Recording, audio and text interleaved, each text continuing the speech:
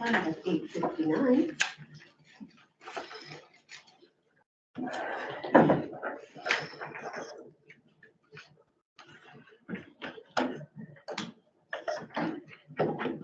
It's now 9.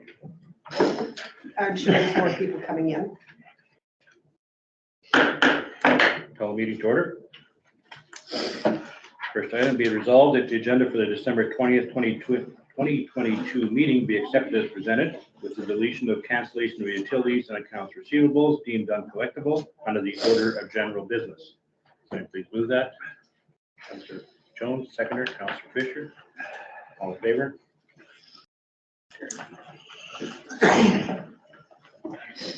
Be resolved that the minutes of the November 8th, 2022 inaugural meeting of council be hereby approved as circulated. Let me please move that. Councillor Jones, seconder. Councillor McGregor. Discussion, any errors or omissions? All in favor?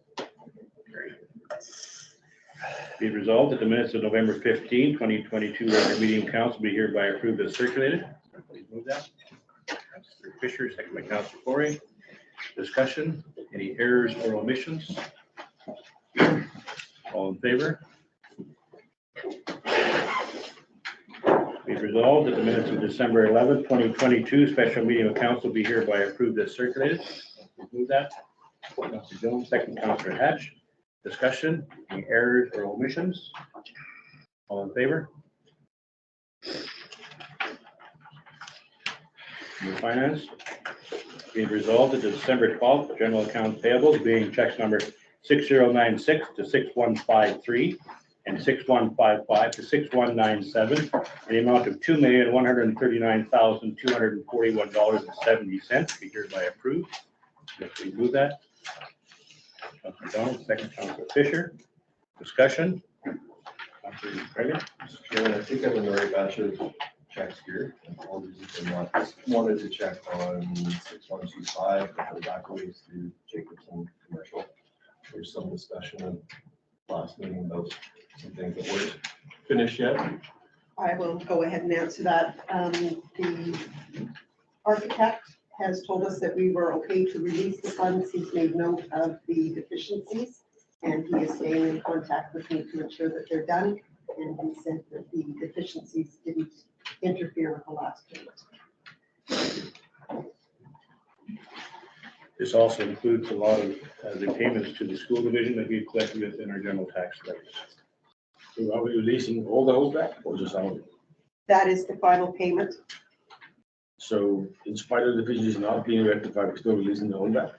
That was according to the architect and getting it finished in this year, and he has made arrangements for the deficiencies to be. I would recommend that we don't release it until it's prepared. That's not standard practice. Okay, so if we want to have a motion for that? The check is gone. Check it out. So did it go to the architect or to the, directly to? It would have been to Jacobson. Directly to, right, on the, okay. So it, of course, has been released, so. Yeah, I'd like, I guess to show them what, it's not something you do. But go ahead. Mr. Chairman, I think the contract usually stipulates that the architect is the one that would make that determination. True enough, but I'm very familiar with the architect's laws and the regulations and the code of practice. And if there's still outstanding deficiencies, it is not standard practice to release the complete entire holdback. I mean, if there was a small percentage retained to cover the cost of the work. So what happens if the architect says, yeah, we release the holdback and the contractor doesn't show up? I'm not saying it's going to happen in this case, but it's not standard practice. If there's still deficiencies left, the work, the holdback should be representative of the cost if we had to bring in a different contractor to address that. The CCDC contract though says that we have to make payment within a certain number of days of the architect approving it. So, right? Yes, I know, but the architect's at fault here. Yeah, so We should I have told think the we take it up architect, with the sorry, we don't architect. approve. Yeah, as a client, we should have instructed the architect, no, we don't approve. There's still deficiencies left. No, I think our contract with the architect, anyway, the architect did all the work for us, as well as, but so it's with our contract with them, so if there are any violations through the architect. Yeah, no, I'm not saying we made a fault mistake here. I just said it's not standard practice and you shouldn't be doing that. All right. Okay. Any further? All in favor? Opposed? Are you opposed? Yeah. You're, sorry, Craig, you voted for? I voted in favor, yeah.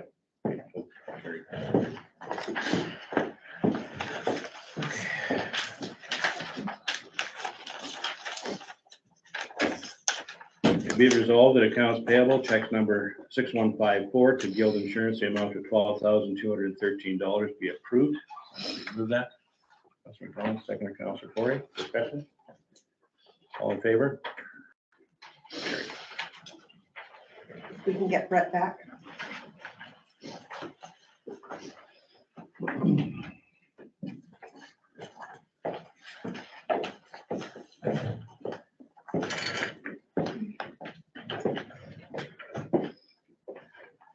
Be it resolved that direct deposit 241 being staff payroll for the period November 14th to November 25th, 2022 in the amount of $15,722.80 be hereby approved. Please move that. Councilor Corey, seconder. Councilor Fisher, discussion? All in favor? Be it resolved that direct deposit 242 being staff payroll for the period November 28th to December 9th, 2022 in the amount of $16,139.35 be hereby approved. Please move that. Councilor McDonald, seconder, Councilor Hatch. Discussion? All in favor? Be it resolved that direct deposit 243 being council indemnity for the month of November 2022 in the amount of $6,902.60 be hereby approved. Please move that. Councilor McDonald, seconder. Councilor Hatch, discussion? All in favor?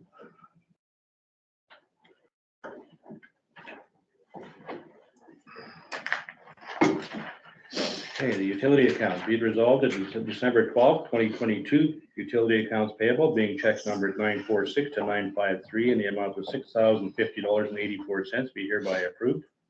Please move that. Councilor Corey, seconder. Councilor Nash, discussion? All in favor? Okay, be it resolved that the statement of revenue and expenditures report to November 30th, 2022 be received as presented.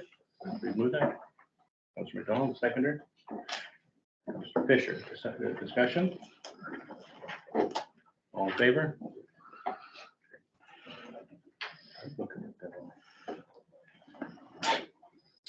Be it resolved that the bank reconciliations for the month of November 2022 be approved as previously circulated. Please move that. Councilor McGarry, seconded. Seconder. Councilor Jones, discussion? All in favor? Okay, be it resolved that the regular meeting, is that where you done yet? We aren't at 9:15, so When maybe we do. carry on to communication. Yes. Okay, under the order of communications, council has received correspondence from Age Friendly Manitoba, their November newsletter. The Association of Manitoba Municipalities sent out information dated November the 10th, the 16th, another one on the 16th, November 21st, 23rd, 25th, December the 6th, and December the 9th. Bell sent out information on their PSCS update, so that is our emergency radios. Capital Project Planning and Delivery sent information out on the gas tax payment. Central Assiniboine Watershed District sent out their edition entitled The Current. Ducks Unlimited Canada sent congratulations to new members of council. Federation of Canadian Municipalities sent out their communiques dated November the 21st, the 28th, December the 5th, and December the 12th.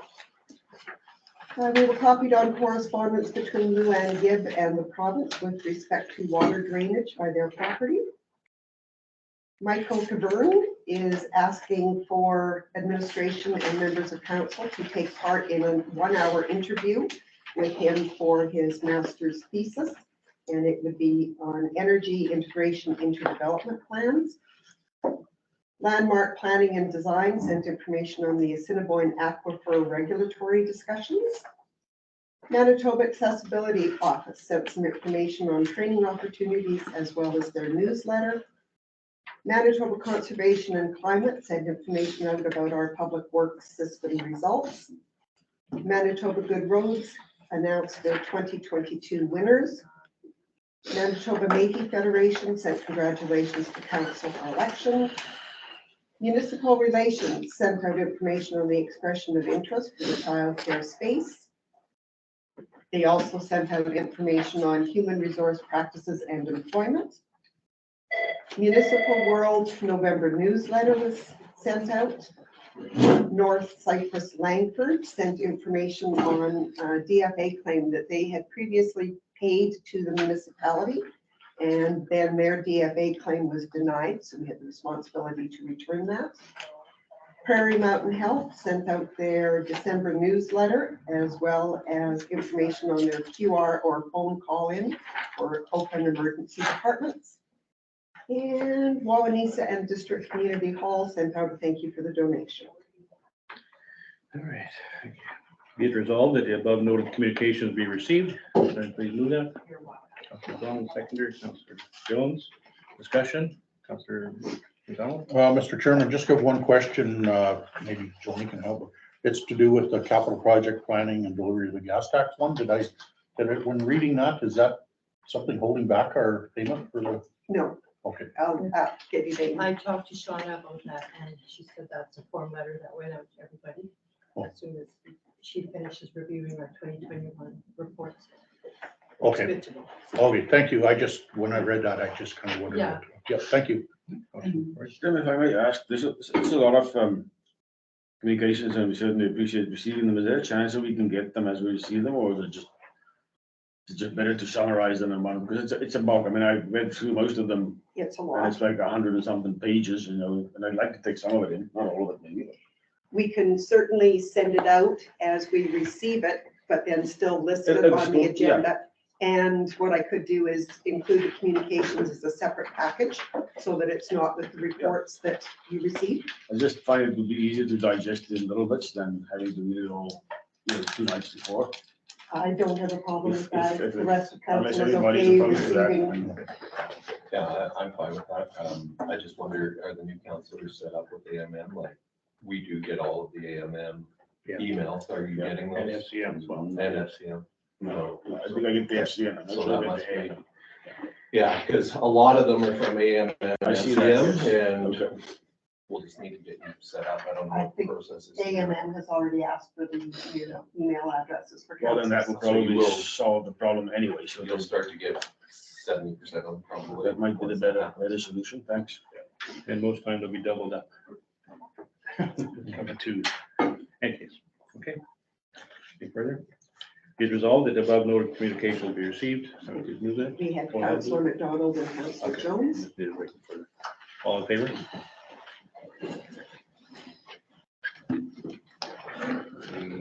Motion, you want to go? Probably have time to do the committee reports before we go into public hearings. Okay, we'll do committee reports, starting with Ward 3, South Zone, Councilor Fisher, you have a written report, anything to add here? Yeah, I do. Hang on, in this file somewhere. Oh, in continuance of what's printed, I attended 2 Valley Lodge Board meetings, October 30th and December 5th. And I have had various meetings with Southern Ratepayers about numerous concerns of municipal affairs. So just more locally than anything right now, but hopefully going to get out more in January. So do I have to submit this? I'll add it on here. Okay. Okay, Councilor Jones, your written report, anything to add to it? Mr. Chairman, one thing to report, just have had lots of communications with ratepayers about the roads and the commission looking after snowstorms. So that so far is all I have that.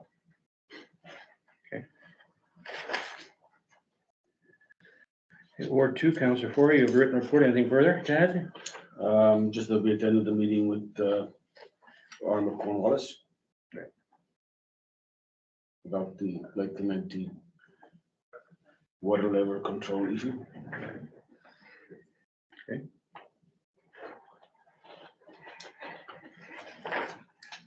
Councillor Hatch, you have a written report, anything to add here? I have nothing to add. Ward 1, Councillor McGregor, you have a written report, anything to add here? Nope, nothing. Councillor McDonald, written report, anything to add? Mr. Chairman, just, I see, once we take over ownership of the tandem truck, I see lots of snow piles building around town. It's getting to be visibility issue already, so it'll be, as soon as we could get it licensed and snow hauled, maybe that will be something to look at. That's it. Thank you. I have my written report, nothing to add to that. CAO's report, anything to add to your written report? No, nothing further. Finance officer, anything to add to your report, Elaine? Just that the expression of interest for the child care grant was submitted, What's the minute? and also at, on Sunday at the barbecue, there was close to $4,000 raised in donations towards the To the fire department. fire department. Very good. Public Works, Darcy, you've got a report, anything to add to it? Nothing to add. Lisa, Public Works, I see that we're down to 26,000 gallons a day, which is kind of nice for water. Fire chief's report is there. Let's see. Be resolved that the verbal and written reports be received. Please remove that. Councilor Forey, seconder. Councilor Jones, all in favor? Carried. Okay.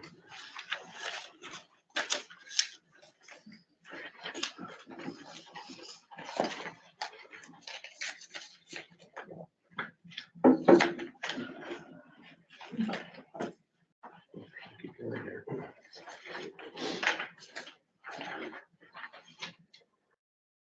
Okay. Be resolved that the regular meeting of council be recessed to allow council to hold public hearings to receive representations from any persons who wish to make them in respect of 2 variation applications. Can you please move that? Councilor McGregor, seconder. Councilor Fisher, all in favor? Opposed? Okay. Okay, the first public hearing on today's agenda is variation number 7, and it is with respect to reducing the side area, site width, and front, rear, and side yard setbacks for property that is located along Lake Clemente, and the applicant is in attendance, so I would ask you to come up to the delegation table, please. Morning. Good morning. Thanks. Okay, so we have a variation order. We do. I don't know if you intend to cover anything off from there. Thanks. Just to add anything to what you've submitted already, or? Well, I think the submission basically speaks for itself. I think I've covered everything in there. And certainly understand that there's going to be some opposition to this, so I'm prepared to answer any questions that you might have. Counselor, do you have any questions in regard to this application? On this proposed subdivision, you said there's an existing well, and where do you propose a septic holding tank? Well, that's going to depend on whether the variations are accepted or not. The septic holding tank would go wherever somebody can get access to it. So obviously in front of the house somewhere, with no interest in disturbing anything that we don't need to. So a tank would have to be accessible either from a laneway or from the roadway. I've had a septic tank cleaned out a number of times at my own property now. So I know that they run a fairly likely hose. I'm hoping that we can do it from the road. It'll depend on where environment says we'll have to do a soil sample and then see. I've been in contact with water stewardship. So we're hoping that they'll be able to help in not just where it's going to be most friendly, but where it's going to have the least impact.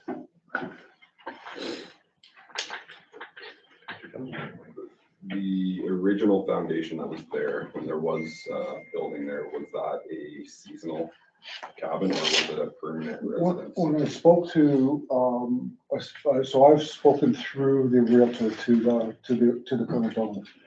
So the original, the site that was there was a cabin. I don't know if it was seasonal or year round. I think this is back in the 50s. I think everything was seasonal there then. There was a hotel there and there was some activity going on, like Clementi was the kind of the original Clear Lake before the road to Clear Lake was even built. So that was where there was a lot of recreational activity going on. So I don't know that there were permanent residences at that time, so everything was seasonal. The foundation is just blocks of concrete right now, just kind of strewn all over the place that are having to clean up. And the well does still exist. In the photos you can see there's like a tar that's over some plywood, like a plywood structure. Underneath that, I haven't tried to lift it out of there, but underneath it is my understanding that that's where the well is. I stood on it and just about went through it, so I was reluctant to move it beyond that unless I actually own it. I didn't want to make any kind of. Councilor Corey? Yes, sir. Zoning bylaws are generally created to manage the density of development, the size of lots, the character of the area that you're in. I understand that. And it seems to me that what you're asking for here is for us to move beyond that, possibly creating a precedent for further small divisions like that, which would severely impact the people that live there already. And the other concern is too, we all have to be good neighbors. Have you considered the fact that what you're asking for may actually antagonize the neighbors and the people in the area? My intent isn't to antagonize anyone. My intent is to just build a small home somewhere where I can retire quietly. We live in a rural area now. We live in the municipality of Whitehead. We bought an orphaned piece of property and we developed it from nothing. So I've gone down this road before. This is obviously a much smaller piece of property, and when I made the offer to purchase, I made the offer to purchase based on the fact that the property was zoned rural residential. I know that municipalities have changed their bylaws to accommodate specific size properties. 2 acres is generally the rule. I don't know if this is an exception because it's lakefront. I've looked at a pile of lakefront properties over the last year or so. Most of them are smaller than this piece. If you go anywhere like Ditch or, Sandy Lake is crazy congested, right? I respect that everybody wants to have their privacy. I understand that. My wife and I are very private people. That's why we've lived in the country for 25 years and why we want to continue to do so. So my intent is not to, ruffle any feathers. I only want to develop a piece of land that's currently zoned for rural residential. The variances I've asked for so that I can, if approved, it gives me some leeway to kind of, I haven't had a contractor out yet to have a look. I don't own the property, so it's incumbent on me to kind of be able to make some variations within the parameters that you set forward so that I can move as far back from the road or as far back from the property or the front of the property as possible and not encroach on the neighbor to the south. The neighbor to the west of me, I'm not sure that there will be any impact. I'm not sure you'll be able to even see the house from there. My intent is to build back and into the hill if that's an option. I'll build as far away and as close to the laneway and roadway and as far away from the road as possible within the parameters that are put forward if they're approved. I think that answers it for me. Yeah. I don't honestly think that your intent is to antagonize people. I just think it might be an unintended consequence. True. That is my concern. I can't control how people feel. I can only control what I can control. I would like to develop the property and be on the lake. Lake Clemente is a beautiful spot. I don't want to disrupt that. I only want to further the appeal of it. That's all. This is going to be lived in here, Yes, this would be a permanent residence. and it's single level. Yeah, I mean, we've looked at the land and we've looked at the characteristics of the land. If a contractor says, you know what, a walkout's crazy, like you're disrupting too much, then we'll change the plan. I'm thinking it's not a two-story. You're not looking at a two-story house, you're looking at a single level. Single level, maybe on a basement, but no more than that. No, I don't want to go up so high as to disrupt the view of anyone else. I want to maintain a lower profile, but still have a view of the lake. Yeah, I mean, you look at the property and you look at the pictures and go, this is ideal for, all glass front house with full lake views. I'm due to retire in a year. My wife is done, and this is kind of the retirement home. It's just the two of us and our dog. So Lots of room to roam. that's the idea, is that we just want a quiet place in the country. We live in a very large house now on 15 acres. The idea is to downsize. Yeah. Anything else, councillors? One more question. From what I could see, you basically have to clear cut your whole property area. I would want to maintain as many of the trees that are there as possible. I know that there's a lot that's gonna have to go. A lot of it is down now. There's been no maintenance of that in forever, right? Like, nobody's done anything. Well, that's just nature. It is, that's right, yeah. Trees So run their course. And they do, and over they go, right? So The trees that are along the west side at the back of the property, and most of the trees on the north side along where the roadway is, all would stay. There's a few trees that run down the south side of the property and a couple on the east side on the lake side. I want to maintain as many of those as possible. Some are gonna have to go, there's no doubt, just to get equipment in, there's gonna be some construction if I'm approved, right? So to get if it's a concrete truck, there's gonna have to be a route into the property.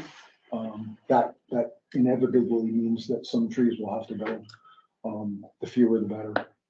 I want to maintain as much of the natural wildlife as possible, but inevitably something's gonna have to give.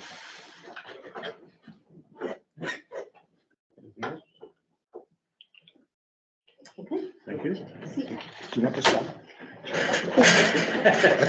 I didn't think I was that wide. Yeah, thank you. Okay, before we go any further, I will make note that there has been 2 letters of objection received.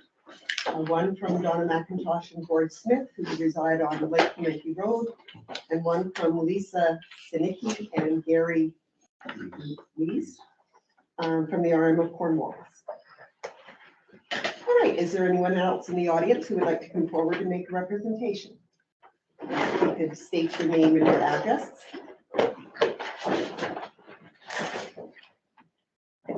Brought this, I don't know where you'd like me to post this, so we have a good perspective of what's happening. Okay, so Can I Perhaps post it it could over be- here? Perhaps it could be put on the on the door. back door.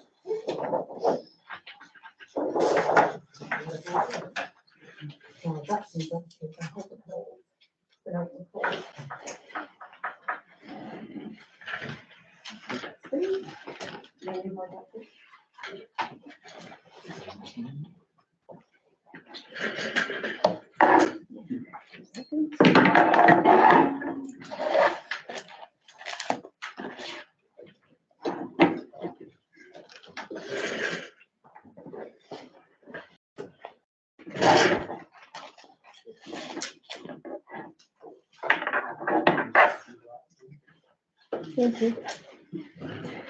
Good morning, Head of Council, Chief Administrative Officer, and Council.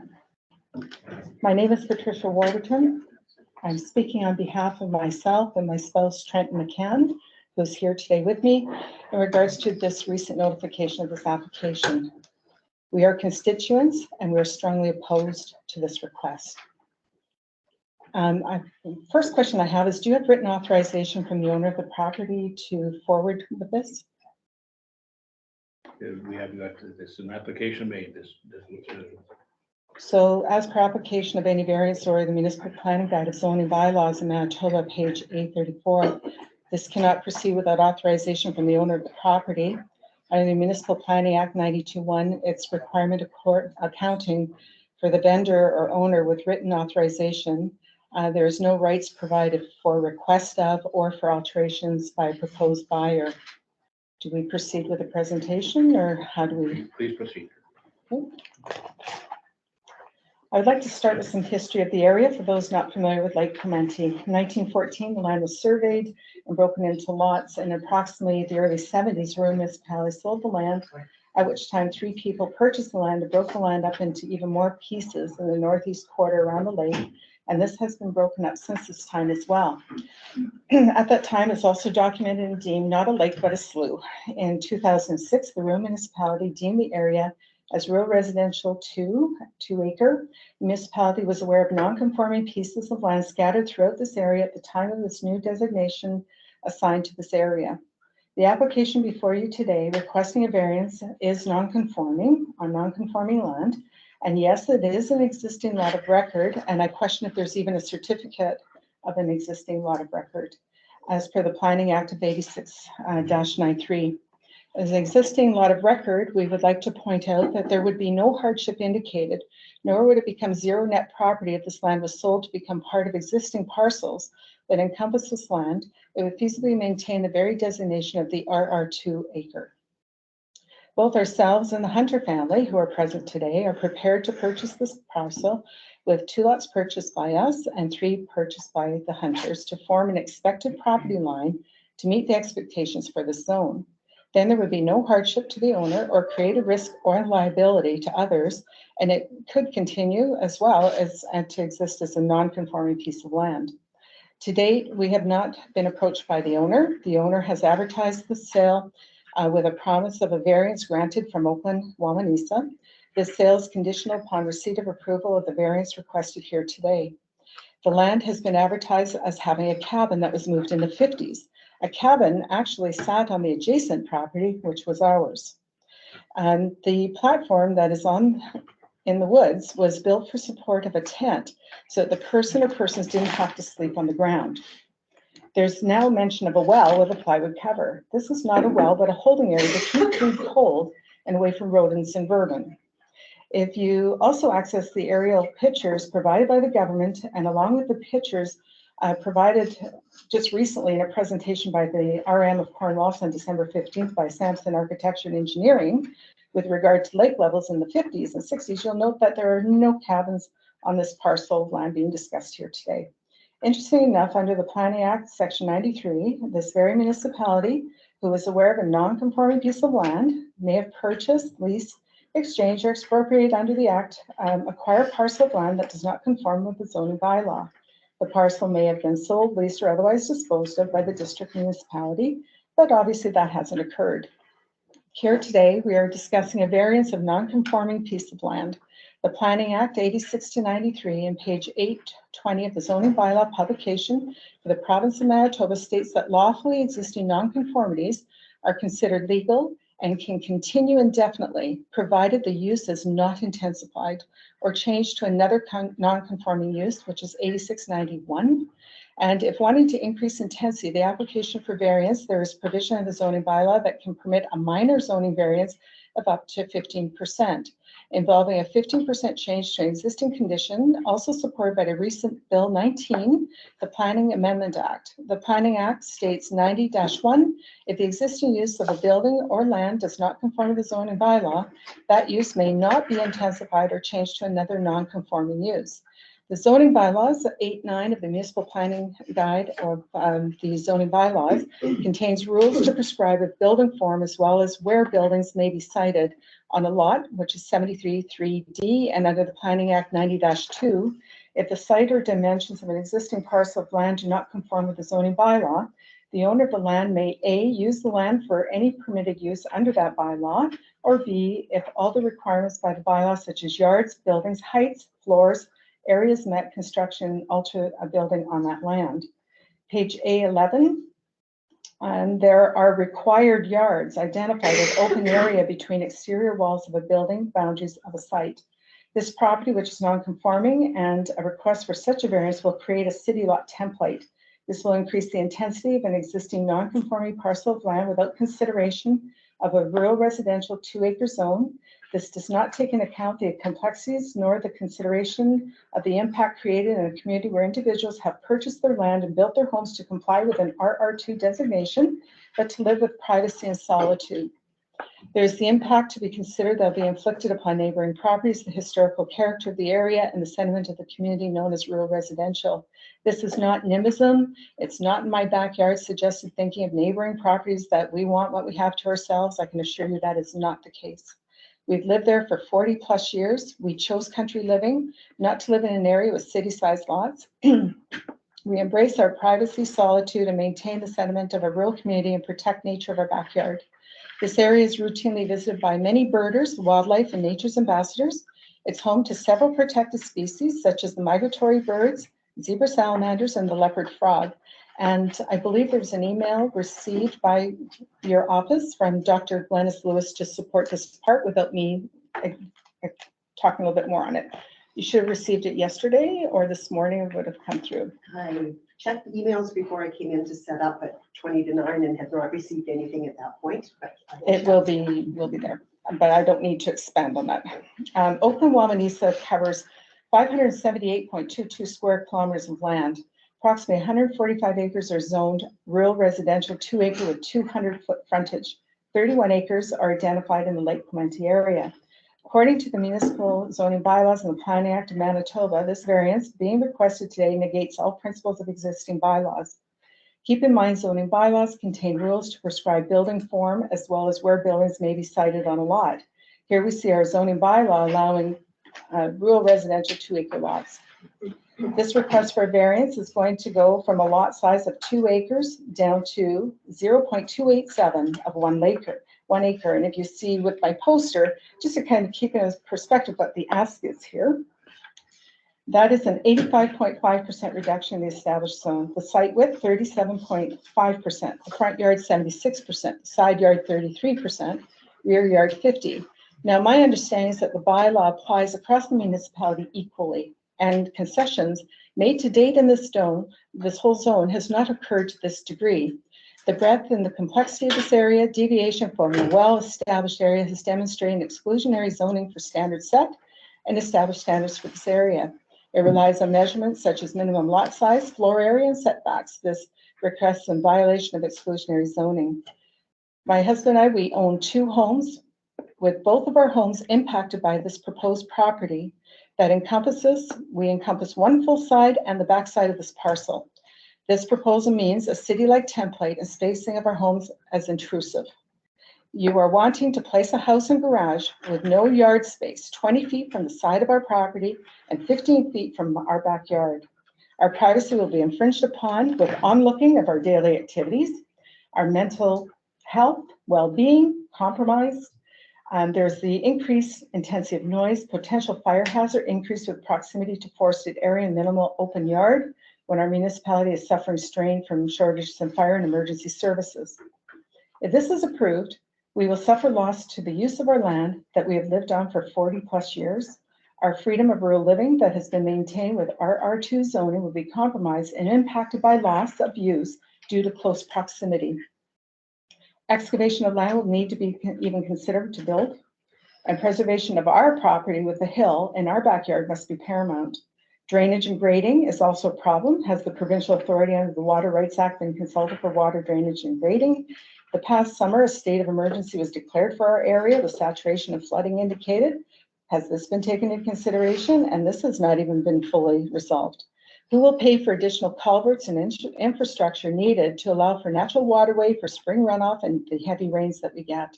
Has there been consideration for placement of driveways, congestion, and potential road widening to accommodate for such a variation request? Spacing for wells and holding tanks is compromised.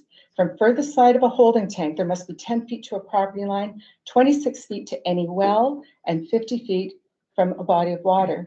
These very measurements and standards are enforced, whether it be 1 or 2 holding tanks. Ms. Warburton, would it be okay if I ask questions as you go here, or would you prefer to get through and? Well, as long as I'm allowed the time that I need to finish my presentation. Sorry, Yeah. sorry, were you just saying that the existing holding tanks would be impacted? No, Okay. that You're if talking holding about new tanks, holding tanks. Okay, I just because wanted they to would clarify. have to have holding tanks. The minimum size is 750, which would only be given through a low flow closet. Otherwise, it's 1,000 for a normal small holding tank. And the measurements are done from the outside of the tank to the property line and to the water sources. Yeah. The Yeah. measurements that are given, and it doesn't matter if you have 1 tank or 2, the measurements apply to each. Yeah, no, I do know that.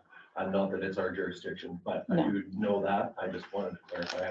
I I thought you were saying that it was going to put current holding tanks no. offside somehow, but I didn't understand that. Okay, thank you for asking. According to the municipal bylaws of Manitoba and the Planning Act, there must be 4 variance requirements met. 1 is compatibility. Well, this proposed variance is not compatible. We can see by the poster here. Number 2, no detrimental effect. This will create detrimental effect to both health and welfare of our family, impacting our overall health, well-being, and mental health. 3, minimum modification. This proposed variance is ultimately high risk for suffering injurious effect, and it definitely is not just a minimum modification being sought. Consistency.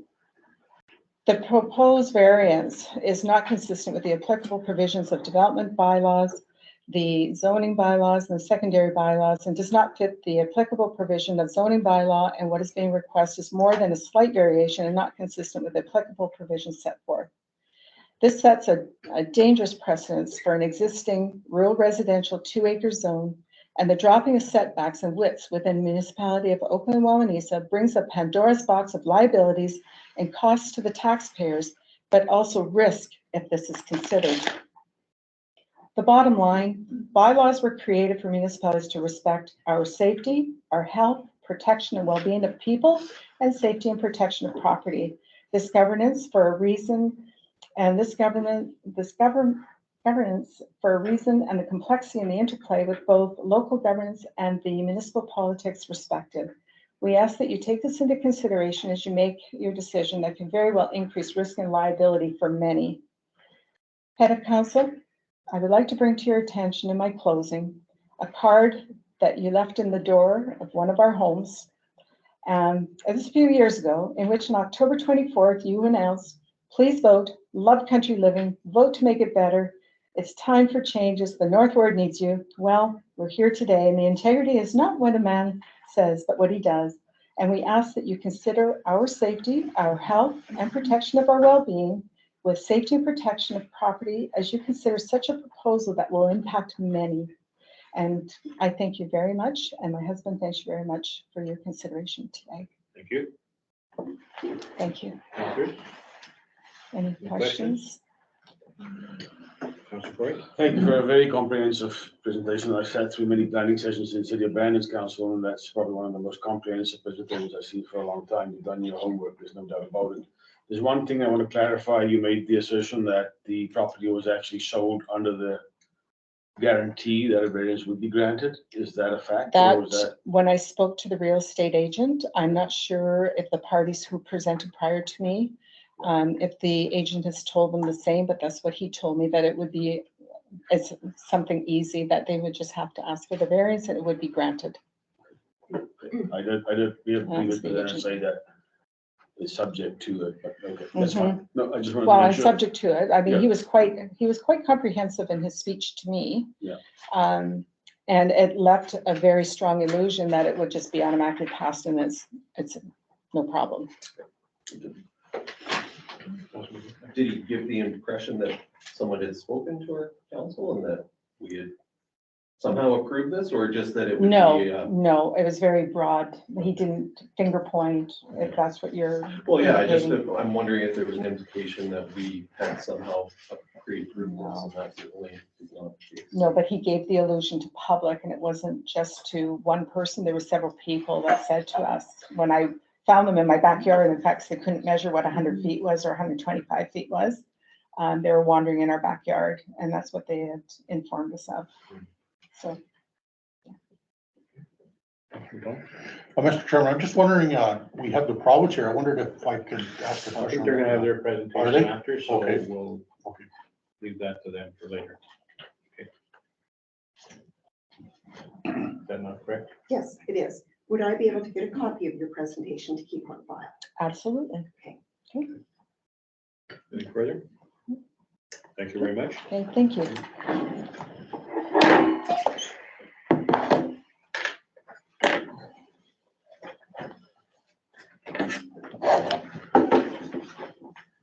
Would anybody else like to use this? Okay, is there anyone else in the audience who would like to address council? Please go ahead. And if you could state your name and Yes, address. I'm Dave Hunter. My wife Lois. So, good morning, head of council, councilors and CAO. And I'm not one that's much for speaking at public things like this, but in this case, I had to speak up. Since Pat and Trent did all the research in history of Lake Clemente, we're not going to go and restate all that information. She's done a fine job, and I thank them both for all the research here for us. To introduce ourselves, we're Dave and Lois Hunter, and we own the property adjacent to the southwest of the property being considered today.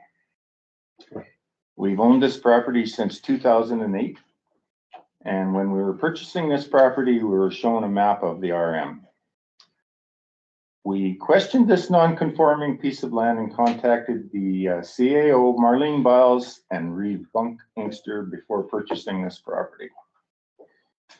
We were told by both of these individuals there was no concern of a residence ever being constructed on this property, as it did not conform to local bylaws of RR2, which came into effect in 2006.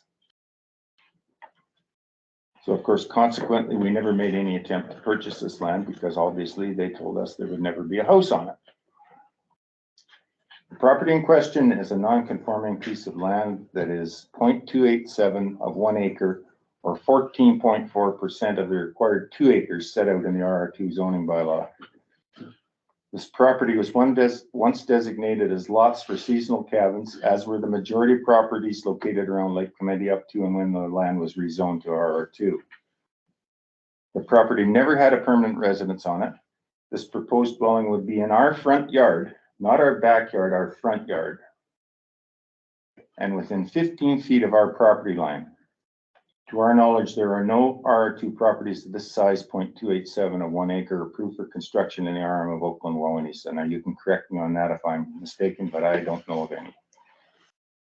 Approving this proposal would be setting a dangerous precedence for the future of all non-conforming property development within the RM of Oakland-Wawanesa. We're also concerned with the many drainage and water issues that could arise. During many recent summer storms, we can tell you that the amount of water that goes down this hill is excessive at times, which causes water drainage issues at the roadway. By allowing a build on this property, the drainage of our land and infrastructure of the roadway will be greatly impacted. We feel this would result in a study being required to address drainage and infrastructure issues. And many times we've seen water going completely over the road in several locations. Excavation will increase the chance of erosion and shifting of our property, as it is substantially higher than the property in question. We're also concerned that the septic holding tank will be too close to our well, which is right down at the bottom of our lane. And the included diagrams in the proposal do not show a diagram of a septic holding tank. We moved to the country 14 years ago from the city of Brandon, where lots were small and the neighbors were invasive. We moved to this acreage for privacy, peace of mind, and approving this variance will place us right back in the same situation. We're very thankful and appreciative of our current neighbors, but I think we can all agree that being the distance apart that we are is very, very nice. We realize that some acreages are slightly less than 2 acres. However, it should be kept in mind that we're talking about 0.287 of 1 acre or 14.4% of RR2 guidelines. In closing, we came to talk to you today because you're the elected council that is here to protect the existing residents from these types of variance requests. And there are bylaws in effect for a reason. Bylaws can be bent, but they should not be broken, and approving this variance request would completely break the RR2 zoning bylaw. And I thank you for your time and any questions. Councilors, any questions? Councilor Gregg. Did Marlene or Bunk confirm that in writing? No, of course not. It was verbal, okay. I wish I looked everywhere. Yeah. But I was told specifically, and I questioned this piece of property when we moved there. And I was told specifically, no, you don't have to worry about it. Well, here we are, I'm worrying about it. Yeah, no, and I'm not questioning whether it happened or not. It's Yeah, just more well, that's- helpful if we can I see can't what ask was either actually one. communicated. Yeah. Would it be okay? I got a question from Ms. Warburton. Go Would it ahead. be okay to Go ahead. ask that? Yeah. Should we wait until? No, Mr. go Hunt? Okay. So you mentioned that you lived there for 40 years. How come you didn't try to buy this either? Because it was never an issue. It was a non-issue. It was a if you look around the lake, there was many little pieces of non-conforming that just sat. There was no desire to have property, like to buy up property. That was never our intent. So when you say, why didn't we buy it? We didn't need to because it was sitting there. It did nothing. It was never going to be an issue because it was non-conforming as all the other little patches that, you know what? Now here we are. If we had known this, absolutely, we would have bought the whole enchilada. Yeah, no, just. I'd like to respond to that as well. We did look at buying this back in the day, but we were told we didn't have to worry about it. So why would you buy a piece of land you don't need? Yeah, no, I And understand. you right had a now- conversation. Right now, the only reason we're looking at buying the piece of property is so this can't happen. Yeah. And we would, like, why buy? I'm at the stage of my life, I'm 67 years old. I don't need to be buying more land. I don't need more land. I need less. But No, I understand that. I understood. Yeah. You had a conversation with Marlene and Bunk. I was just wondering when you lived there for 40 years. if No, you had we had lived there- comfort- No, you've lived there since 2000. 2008, yeah. Yeah, we've But been you've there. lived there since 40 years. And have you had a conversation that led you to this, or was this based on research that you, Which conversation, what are you referring to? why were you never concerned about it? Like you said Well, that it because was. it was non-conforming, it's one of those little pieces. Why would we buy it when we didn't have to? Nothing would ever be built. We were told nothing would ever be built there as well. Okay, so that's what I'm asking. Yeah. Who told you that? That would come from the RM at the time, 40 years ago, like I don't know who was in office then. Okay. There's been many changes, but the bottom line is, we're not land barons. We didn't look to own all of Lake Clemente. We own 2 homes, absolutely. But we don't look to gain more land. We had no desire, but in this circumstance, if this is gonna happen, absolutely, we would purchase to avoid having this occur. Absolutely. Yeah, no, I just wanted to understand if there had been communication with you as well. Thank you. And Mr. Hunter, would I be able to get a copy Yeah, of your absolutely. presentation as well? I got someone. Thank There we go. Okay, thank you. All right, so moving forward, is there anyone else who would like to come forward and address this issue?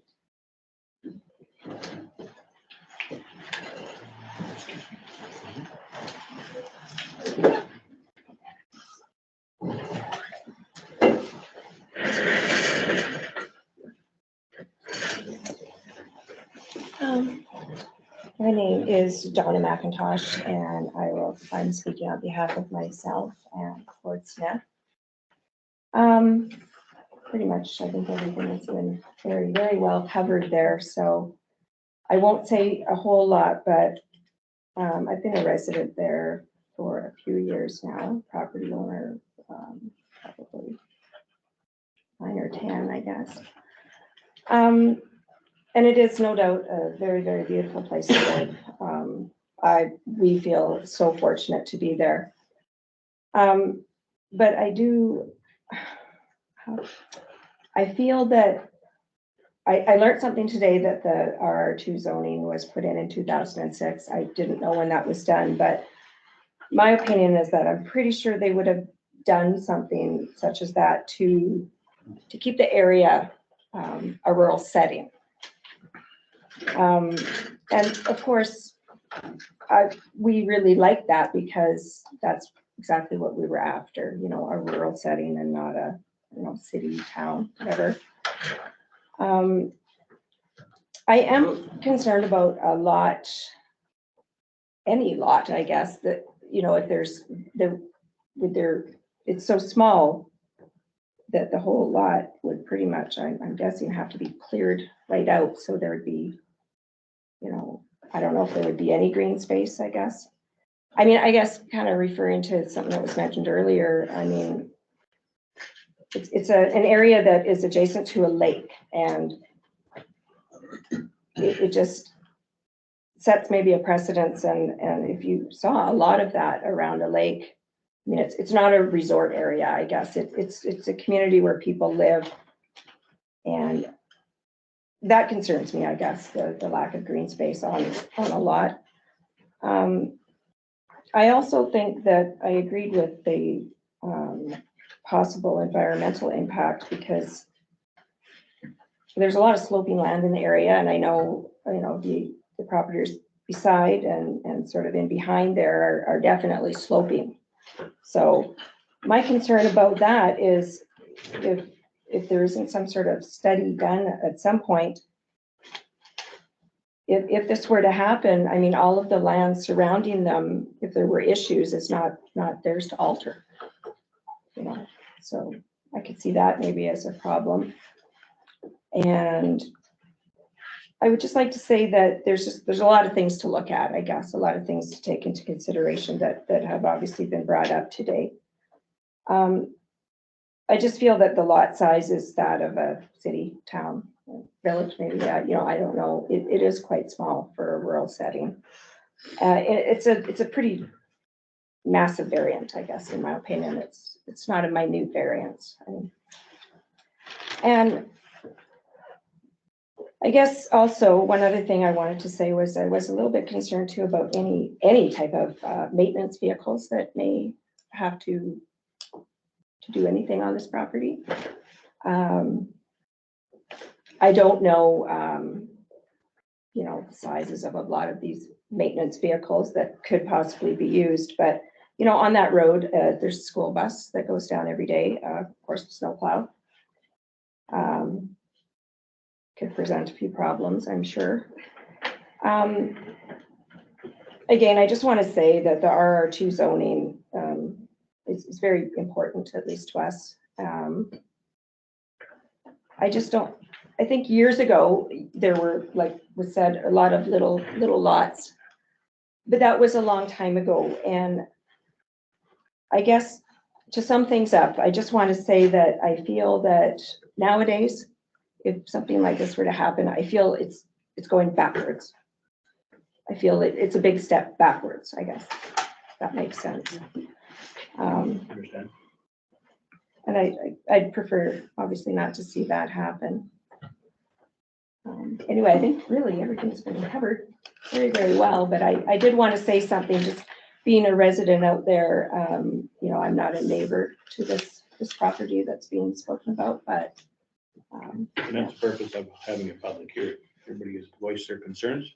okay, well, thank you, everyone. I think one thing to keep in mind, and you see this throughout Canada, is that there's constant building within areas of recreation, et cetera, whether it be in the forest area, in the Connecticut and Kelowna, the people building trees in California, they're building into the trees. There's hardly any green space left in those little areas, but it keeps building. So this is not new to have that kind of thing, but yeah, if your point is taken, thank you. Okay, thank you. Were there any Any questions? questions?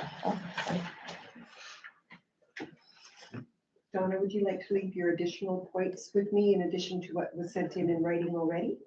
Or you're okay with me? That's okay. Thank you.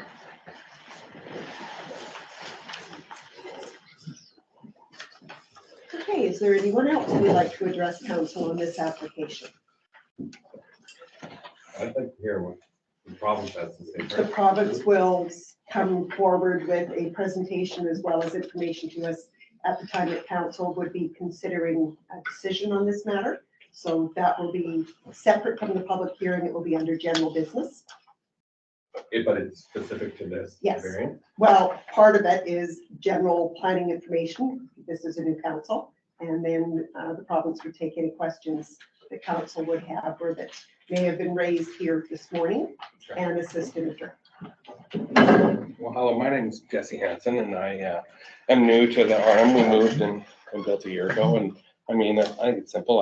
I'm opposed to this. I question how you can accept an application for a variance without even a site plan. Like my understanding was it's pretty big ask, right? That's a pretty extensive alleviation to your requirements. And I was always under the understanding that you can only grant up to what is required for the proposed development in a variation. And so my question, this is kind of a blank canvas. I don't see any due diligence showing what you're even proposing to develop here. You're just giving an approval on. My question is how you came up with those size that you're asking for in the variance without having. There is a site plan. There's in their application, A proper they blueprint. they showed the site plan as to how they put the garage and house, etc., where it's situated on the lot.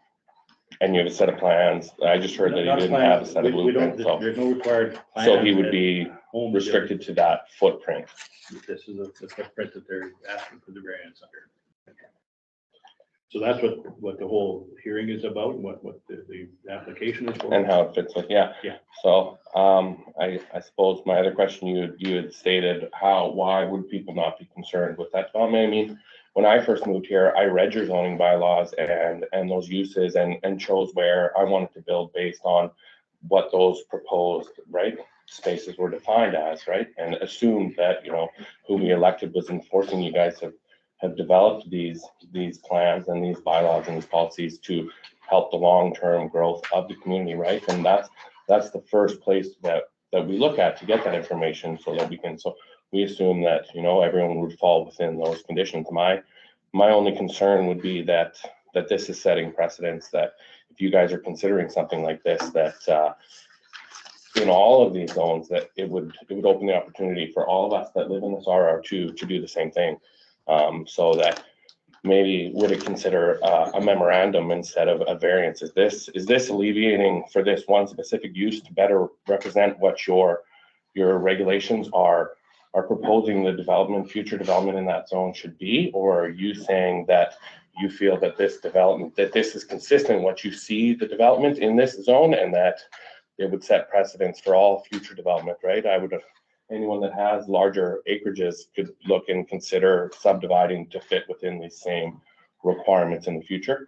And all these RR2s, I guess that would be the only thing I would leave with you is, to me, those are two different things and they have different processes. So that's my question to you. Do you feel that this fits within your regulations? Or do you feel that it is what you feel the new growth should be in that area? And council has to decide. Yeah, that's for sure.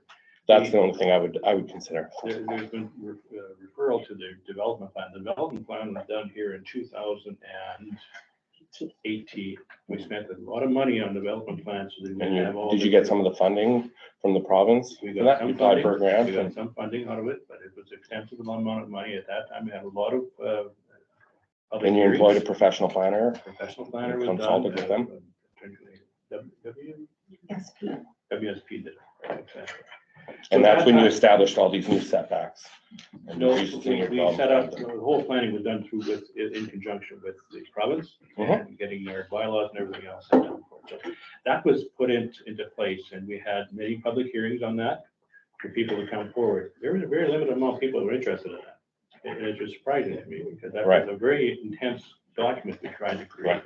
And this proposed development aligns with what I don't know the results of that? That individual kind of item came up, but it is covered off within the development plans, whether it be within the province or ourselves. So my question to your HJ, does this align? What's their opinion? Does this align with what the results of that plan? And we're going to get later on in this hearing, we'll hear from the province as to what. Do you talked about not being the authority for wastewater management.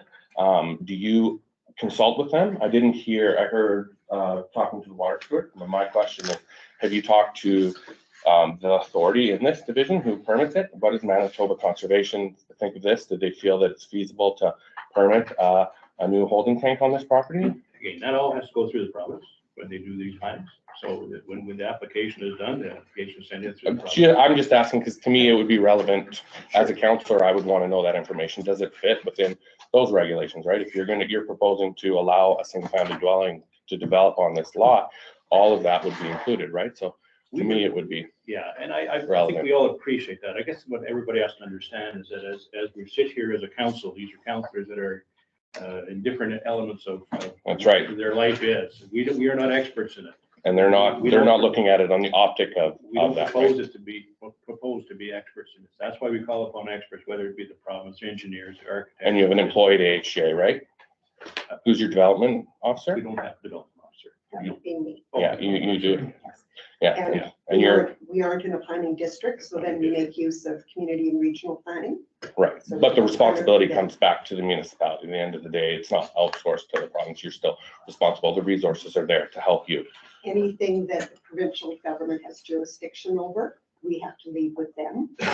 They- Sure, so you don't overlook any of the, I would check the planning act on that one because I disagree. and A we- responsibility still comes back to you, right? At the time that a building permit is issued or a development permit is issued, then we work with the Office of the Fire Commissioner, and they are the ones who also oversee any of the building requirements and developments. Specifically to But we the would design of a building on that lot, but the zoning and the use of that lot is a municipal authority. And the OFC has nothing to do with establishing that use and fitting within all the other parts, right? The OFC is not going to follow up with Manitoba Conservation and ensure that it's a compliant wastewater management system, right? That's your responsibility as the HJ. But just, I'm not. I'll give arguing, so you an that example. was the only point I wanted to Yeah, make. I'm opposed. I understand. And I think we want to make sure that everybody understands too, is that as a body, we are municipal. Mhm. So we have a government of Manitoba that's provincial level. Yeah. And if we take a look at a situation that happened within our own municipality about 4 or 5 years ago, we had an individual wanted to put an airstrip on his farmland. And at that time, this council, because of the people that came out to the public hearing, we turned it down. We said you couldn't have an airstrip on your land. Within 2 years, he was allowed to put an airstrip on because that complies with federal regulations, not municipal, not provincial. He can put a hangar on, he can put chemical there, and he can have an airstrip. It's outside our bounds. We are outside. The legal said you guys can't deal with it. That happens. So we have to be prepared to say, okay, we're not the only body here. We're going to try our best for our citizens, but we have to look beyond ourselves. Just to be aware. Yeah, that makes sense. I'm not sure the relevance of that to this specific issue. Well, I would argue you're saying that we- there's a risk liability of unfairly giving right. What about the rest of the developers and the owners that live in those zones, right? You're I would saying argue that- they're setting precedents that they're not being treated the same way. Chief Stans, could I ask a clarifying question? And so what you're saying is your expectation as a taxpayer that we would sustain the zoning requirements?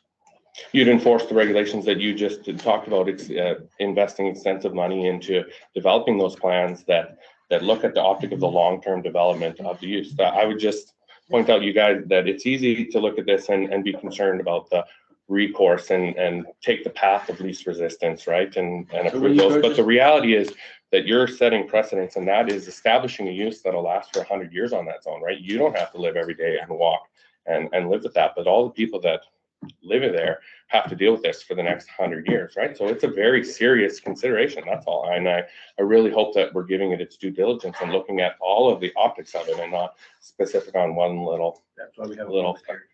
Yeah. That's exactly the purpose of it. And that's why I'm here. Took a day off work to express my interest. I appreciate that. I think It takes a long time. Yeah, and I hope they do. I said it takes a lot for a ratepayer to be that frustrated with a situation to come and actually express it. It's hard. Lots of us have social difficulties and come and sit. You guys are obviously very good at this. You do it for a living, and you see a passion. You can sit and have an engagement. But it takes, I think, for every one person that's sitting here expressing their interest, there's 10 people that feel the same way, that are not coming and supporting it because this is hard for them, right? So just take that into consideration. consideration, that's all. I ask, so. And Jesse, whereabouts do you live? I live on the corner of 108 West and 42.7 in the new little RR2 development that the McNish's had built, so just behind. Just so I can Yeah. include where you're from. Thank you.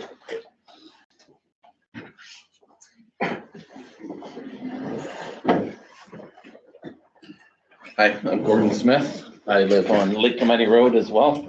My issue comes down to the site plan that they drew up. There's no eaves on it. There's no well system. There's no septic. There's nothing on this drawing stating what the requirements are going to be. I think it's got to be a lot more planning before this is even considered. Because on a 35 by 35 foot house, roughly, you're going to have 2 foot eaves on either side of it. That takes you up to 39 feet. You're going to encroach upon your septic and your well and everybody else's area in the same. Not to mention, again, the water issues that will come off of that size of a building. And then the garage on top of that one. It'll reduce everything. Like, I think there's got to be a lot more planning for the drawing, for the site plan, before this is even considered. That's it. Thank you. Sorry, Mr. Smith. Oh, sorry. Point taken.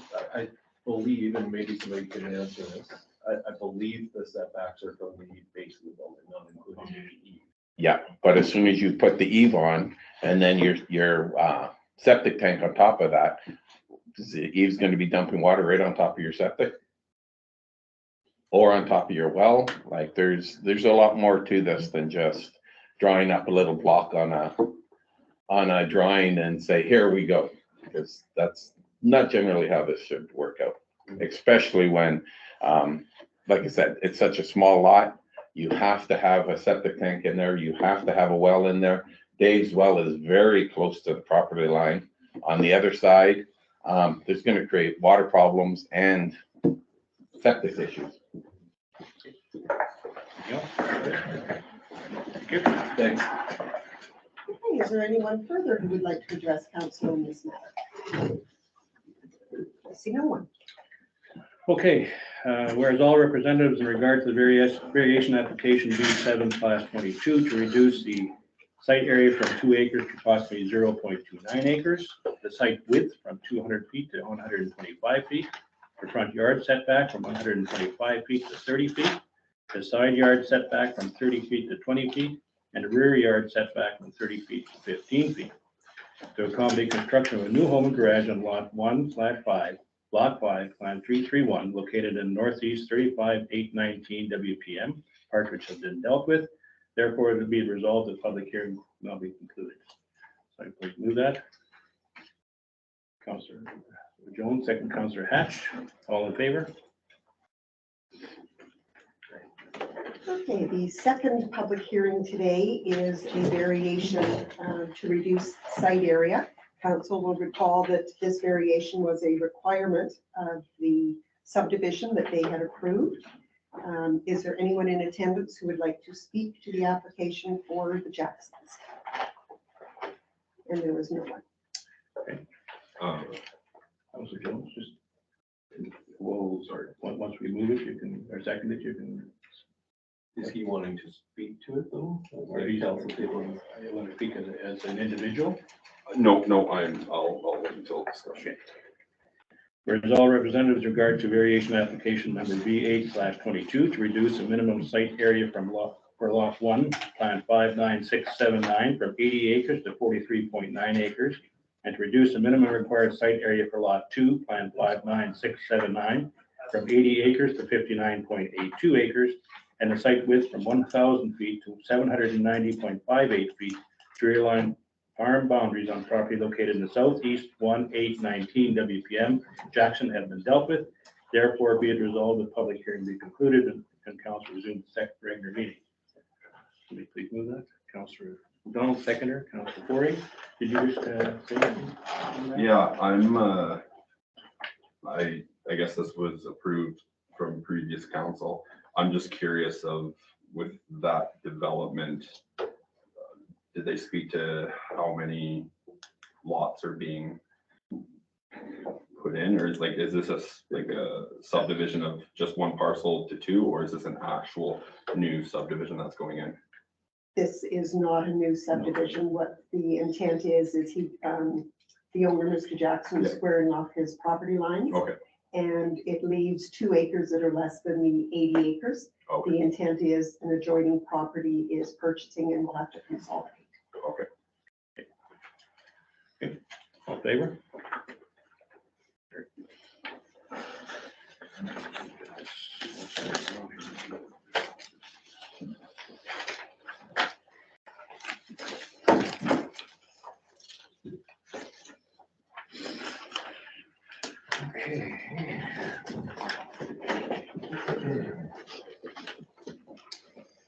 Unfinished business?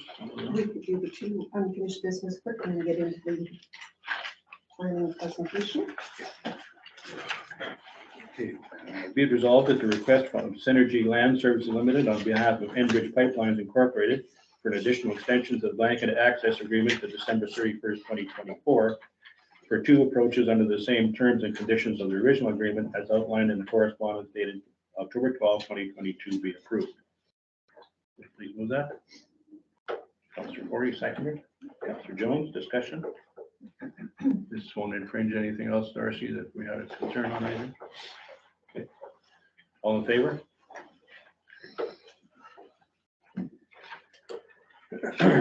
Be it resolved that the following 2 citizens' applications be made to Glenboro, South Cypress, Oakland-Wawanesa Handy Van Committee with terms to office to expire on December 31st, 2023, unless otherwise noted.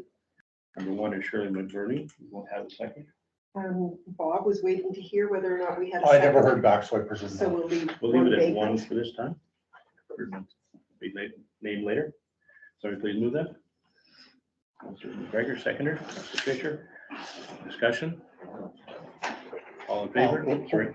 Mr. Chairman, I just wonder if any of the councilors have anybody that would like to come forward and sit on the board. We had 2 council members before, but now with 1 on, and I know Glenboro, South Cypress have 2 community members, and 1 from the village of Glenboro and 1 from the rural, and with Shirley McBurney, and if somebody from the rural would be willing to sit on it, let us know, and Take it under advisement. yeah. Thank you. All in favor? Okay. So under general business, we will take a moment here to set up for a presentation.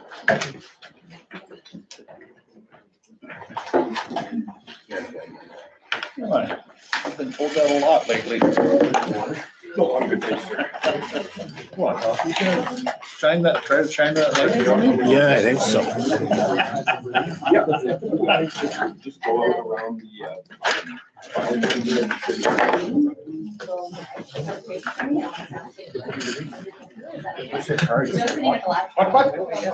Cards. Oh, you're gonna give it to me? Sure. Yeah, you can do that. That's fine. There we go. That'll work. Okay, I'll move that to you. Yeah, and handy. Thank you. I thought I was handing it over, so that's why I was wondering. Okay, We have a this plug-in for that, goes so here. that does. And then We should have recessed. we could recess for a moment. I'm not here.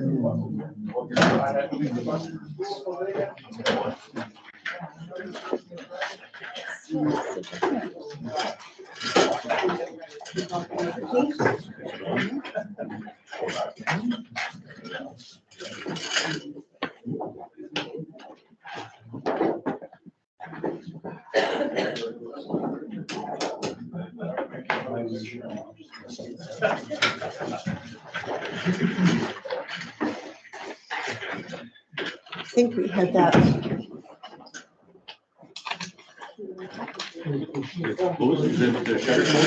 No, it's over here. It's just,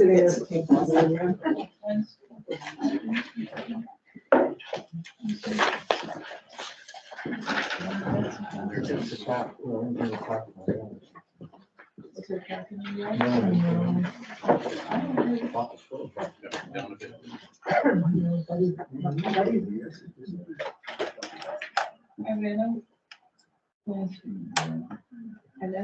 We're gonna miss much if we're kind of like that, Charlotte. No, That's close enough. yeah, I can elaborate if needed to.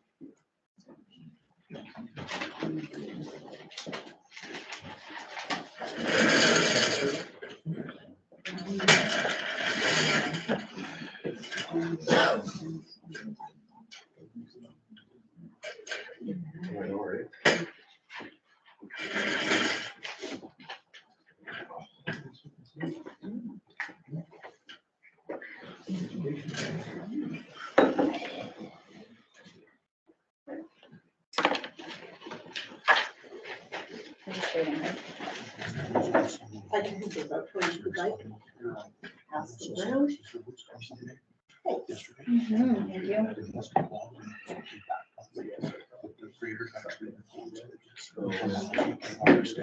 Yeah. The whole thing is. I'm sure you do.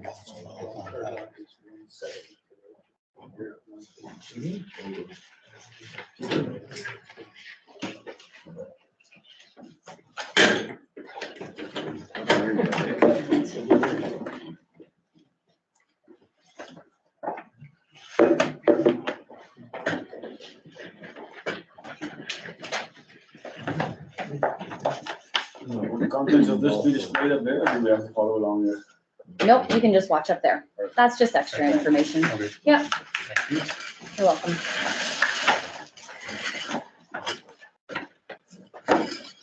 Okay, we're all back here. To me? The floor is yours. Great, okay. So thanks for having me here. My name's Charla Delabat. I'm the regional manager for the Brandon Community Planning Office. And I'm going to do a presentation for council, and you can stop me along the way if you have questions, or if we want to do questions at the end, that's fine. I'm going to start by saying that Joni had contacted our office and asked if we could come and speak about this variation order that was talked about at the public hearing. And I had talked to her a little bit about what our role is at community planning, what we do at the province, and what council's role is, and the decisions that you need to make. And what I mentioned to her is I'd actually like to do a Planning 101 presentation. First of all, how many of you are new to council? Just a few? Okay, sounds good. Yeah, I'm so happy. So this is about 10 minutes. This is a slide deck actually I've given to a few councils already in the region that I work with, and it's very high level about what we do at community planning and the role of development plans, zoning bylaws, and then how we work with municipalities and planning districts. So this is first a high level presentation. I'm going to go through it. It might give you some context for the conversation we're having today. And then, like I said, you can ask questions along the way or at the end if you want to as well. So I will just get right into it. So we refer to ourselves as the Brandon Community Planning Office. We are located out of Brandon on Curry Boulevard. And as I mentioned, I'm the manager for that office. And I have staff that support me in that office. We have some planners, a planning assistant, Whitney, my planning assistant is with me today. We have a planning student, and we're looking to fill an administrative assistant position as well. And we work with municipalities and planning districts in largely southwestern Manitoba. So essentially south of Riding Mountain National Park, and then kind of Carberry, Neepawa over to Saskatchewan. We also have a group of people who are experts at mapping. They are GIS experts, and they are located out of Brandon and Winnipeg as well. And they do all of the mapping for us when we do subdivisions. They keep a current essentially a spatial database record of all of the parcels of land in Manitoba and relate that back to assessment for taxation purposes. They play a really important and technical role in our branch. And we're the Brandon office, but we actually have 8 regional offices in Manitoba. So community planning is under the Department of Municipal Relations, and we work across municipal Manitoba. So I saw a news release yesterday about all this changing. You guys heard of that? Well, no, when I get back to the office, if I have an email that says we've changed, then I'll learn about it then, I guess. No, I don't know what you're talking about, sorry. The government release yesterday. I don't News think, release, but I get it wrong. So there was one yesterday about changing how planning districts function. no, that's the capital planning region. That's, so the, yes, yeah, so the capital planning region is around the city of Winnipeg specifically, yeah. They're doing a regional plan around the city of Winnipeg about, there's so much development. So what does planning look like in Manitoba? Well, we have the Planning Act. That's our overarching guiding piece of legislation. And underneath that, it speaks to development plans and sometimes more specifically secondary plans, kind of like a neighborhood plan. We have zoning bylaws. We have subdivisions of land. Our office plays a huge role in that. We have service standards that we have to meet for subdivisions under the Planning Act. And I'm going to talk about our role as community planning and some of the resources that we provide and support. So this is what we refer to as the planning pyramid in Manitoba. Up top, we have our overarching piece of legislation, which is the Planning Act. Then we have regulations. We have a subdivision regulation that talks about how we do subdivisions in Manitoba. And we have development plan bylaws that are adopted by bylaw. And those things at the very top, they're approved by the province at the end of the day. So a development plan, I'm going to talk a little bit more about, is a community vision for a municipality or a planning district, but the Minister of Municipal Relations plays a role in approving that. In some cases, we have secondary plans. We see those more in areas where there's more growth or higher development. So the City of Brandon has several secondary plans and Cornwallis has one for Grand Valley. And then we have implementation tools, which are zoning bylaws, and then the tools that we have under the zoning bylaws. So variation and conditional use orders, development agreements, and building and development permits. And those are approved by local government. So the matter that you have at the table today is a council decision to make. Planning Act is our legislative framework for planning in Manitoba. It provides for the creation of planning districts if one does exist. So if two or more municipalities choose to, they can join a planning district. And the Planning Act requires that all municipalities adopt development plans and zoning bylaws. There's obviously a lot more in the Planning Act than just those 3 points, but we're keeping it high level in this presentation for the interest of time. So why do we plan? The reason we must plan has evolved. So we obviously have seen situations of flooding and subsequently also drought in Manitoba. We have a very strong agricultural community. Most of our development plans in municipal Manitoba have a large section of agricultural policies. We have natural areas. We also want to refrain from having incompatible land uses. So we're looking at places that we want to develop in a development plan, but also places we might not want to develop. So balancing those two. We might consider things like environmental requirements, looking at climate change considerations in more current development plans. We're prioritizing investment and growth. So yes, we do want to have development, but the balance of it. We coordinate public and private interest and build community vision through those development plans.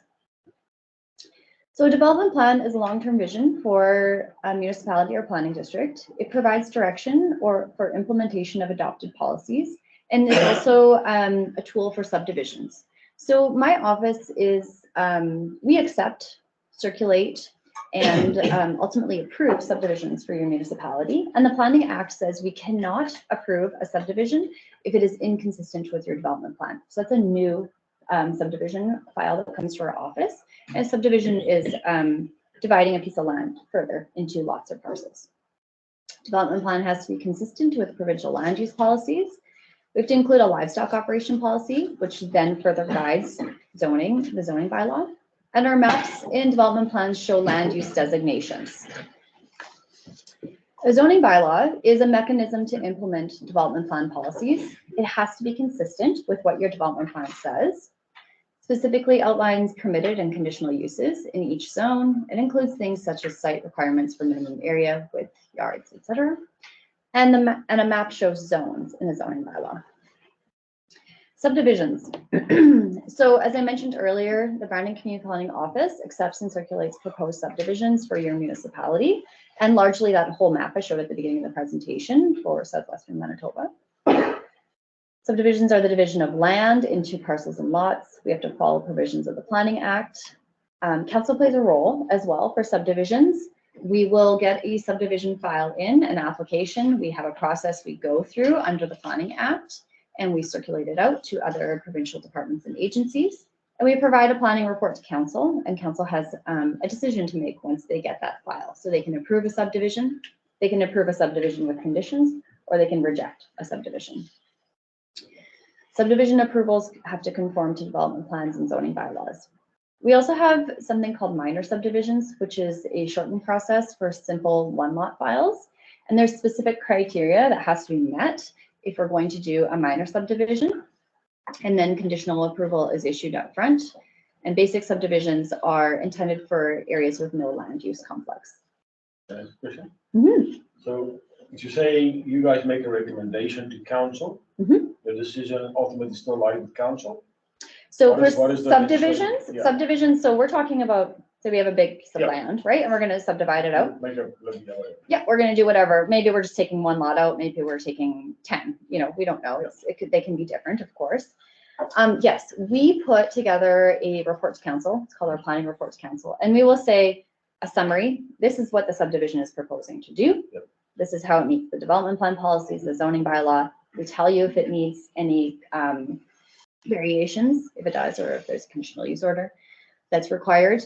And we give a recommendation to council So as you well. vet the regulatory compliance to make sure that what's proposed fits within all the legal and regulatory frameworks.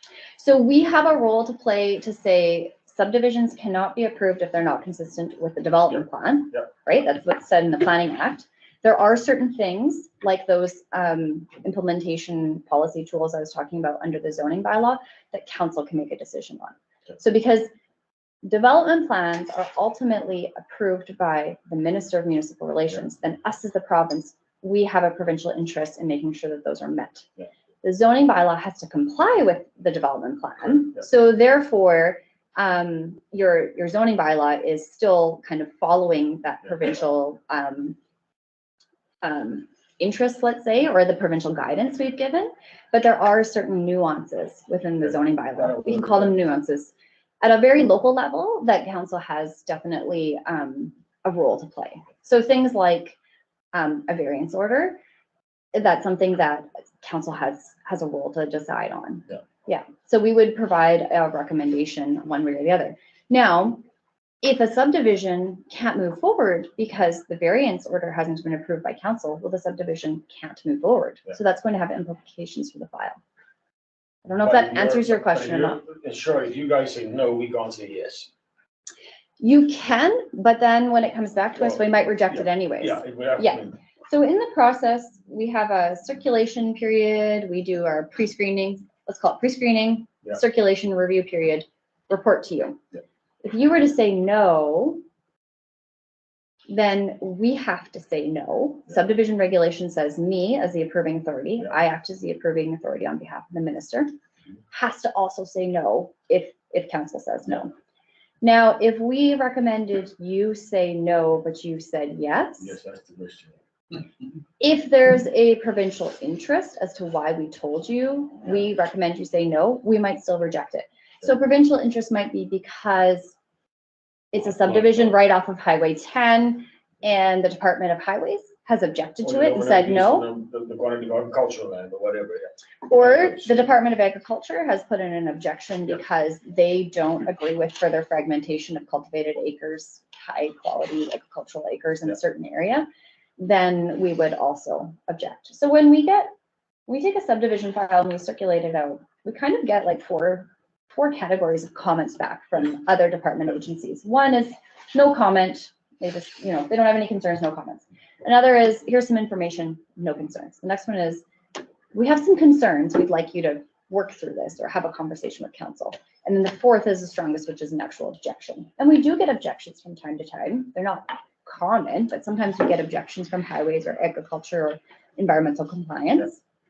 And if we get an objection, then we can't us as community planning can't approve it. So community planning is taking a higher lens approach for development and planning, right? That's our role, whereas agriculture is specifically looking at agricultural interests and highways is specifically looking at highways interests. That's why we circulate to them. They're the experts in those roles. And we're looking at a planning lens. Many of us in relations, thanks, no, I got it, fine, I'm sorry. Okay. I think I just went over this entire slide for you. Yeah.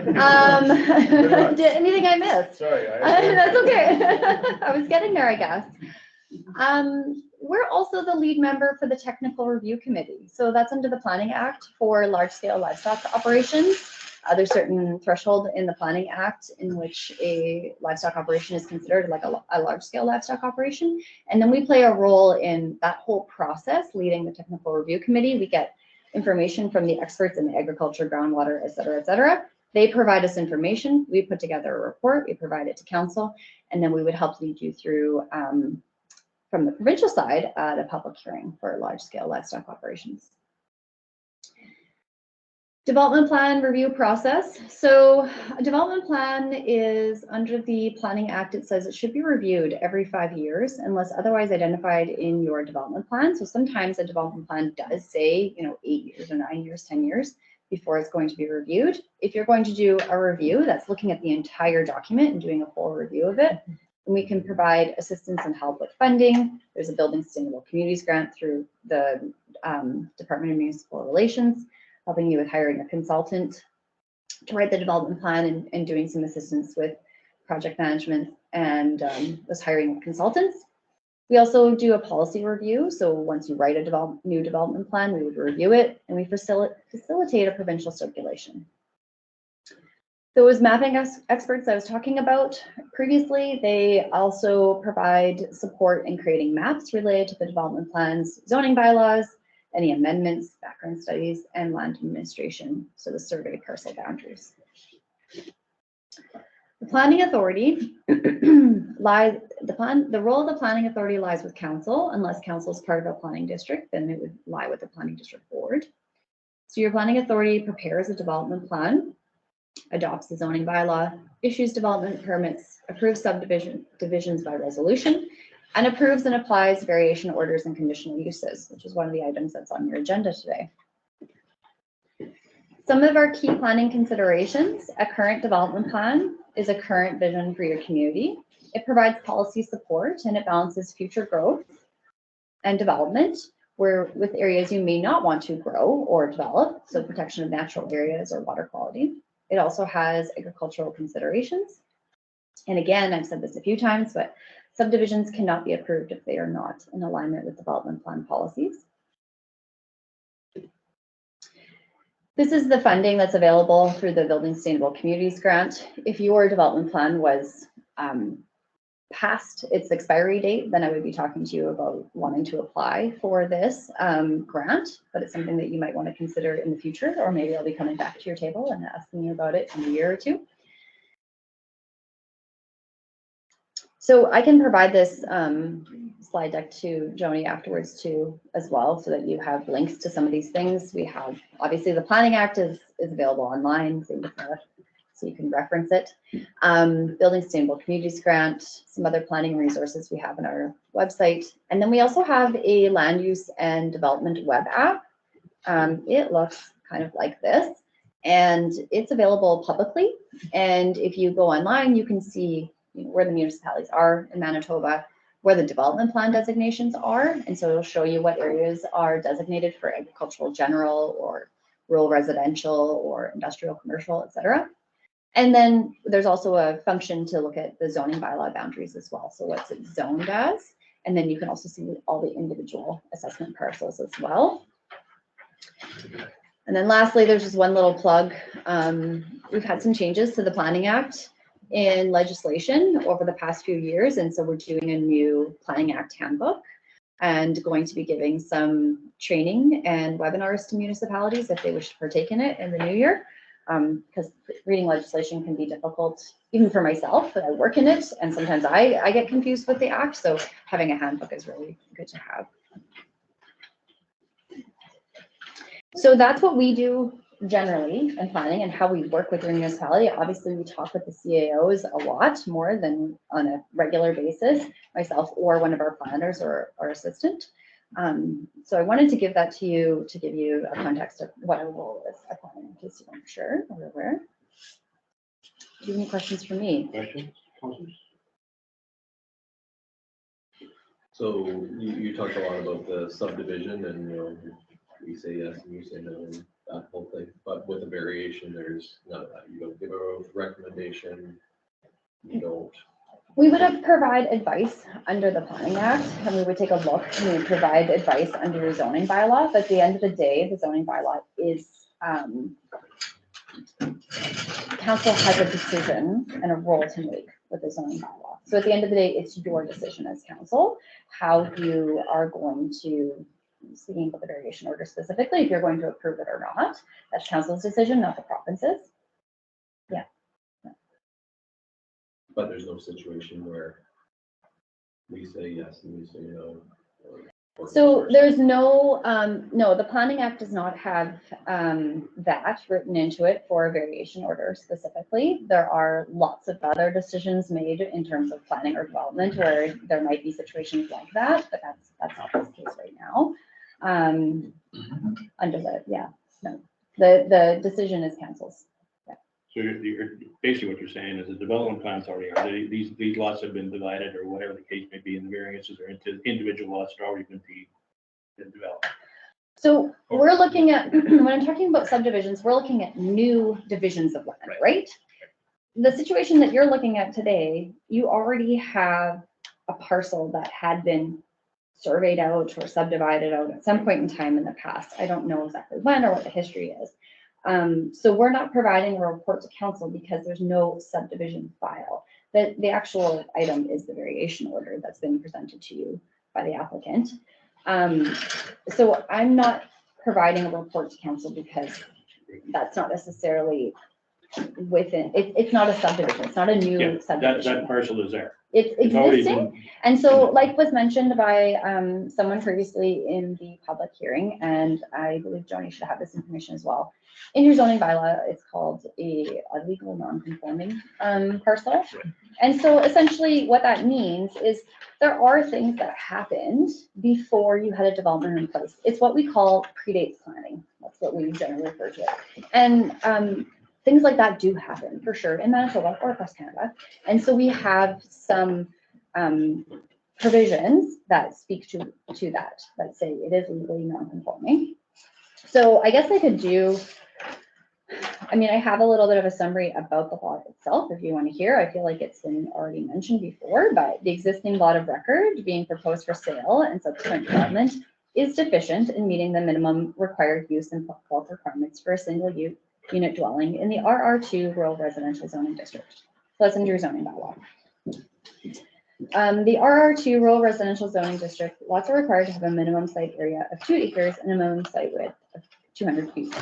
So that means the existing lot is therefore deficient in terms of meeting both the minimum size, site size and site width normally required for a single unit dwelling.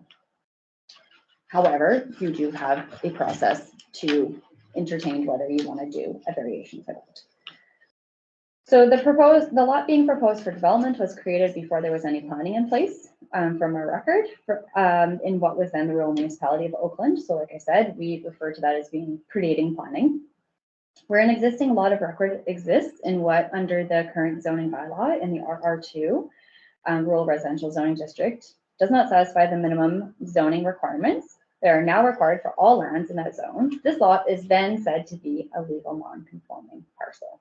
So that's what it is, a legal non-conforming. Legal non-conforming parcels may be developed for permitted uses in the zoning district in which the lot now exists, subject to satisfying current zoning bylaw requirements as may be varied by council. So essentially you have to vary, council has to vary it to allow it to move forward. I think one of the things that I'm not trying to tell you how to make your decision on, but I think one of the things that I've heard is the difference between proposing many new lots or setting precedents is what I heard for many new lots of 0.2 to 0.3 acres of size or along Lake Clemente and Lake I think there's a fear potentially that that's where the direction is going versus granting the, we call them minimum requirements. I mean, someone may argue that it's not, it's the minimum requirements to allow an individual to develop on this lot. This lot already exists. What happens to it if you don't provide the variation order? What will happen there, right? So you're looking at concerns from both sides, and council has a decision to make on that. So this lot is typically, and I've dealt with quite a bit of land stuff through, I work in the infrastructure and the outlet channel and all the land issues that were related there, and I've worked for infrastructure in various regions and for the city of Brandon County. And this to me is a classic remnant of an old subdivision, which we would typically call a remnant or an orphaned parcel. Okay, yeah. And in general, in my experience, that would typically be offered to the adjacent landowners with the right of first refusal, depending on who owns it. If it was government, that's typically what happened. So to me, this is almost like a parcel that was just left there, never really complied with the zoning that was put in place later on. And, and you could argue that once that zoning was declared, maybe we should have cleaned up these remnant parcels. Yeah, I can't speak to what the decisions were made previously. That's my opinion. Yeah. So I'm just saying, am I saying something wrong? No, I think that you have, you definitely have an opinion about it, and that is quite possible that's what happened. I can't ascertain that is what happened, but that is possible.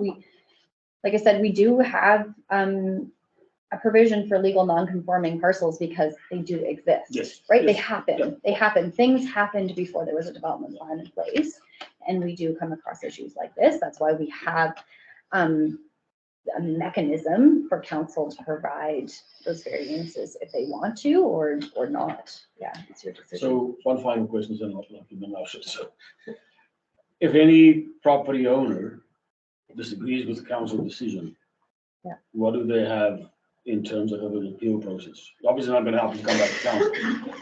You know what? I'm just going to pull out my. Hold on one minute, please, because I want to make sure that I'm not. So section 100.1 of the Planning Act says the order of a council on an application for a variance is final and is not subject to appeal. Councilor Poirier, just for clarification, we talked about the alienated parcels or whatever the reference was. I think in most situations, that's when it's owned by the municipality. That's when it's usually offered to other people. Like we have some of those we are sitting on right now. No, I'm Not owned by an individual. We can't force an individual to sell it one way or another.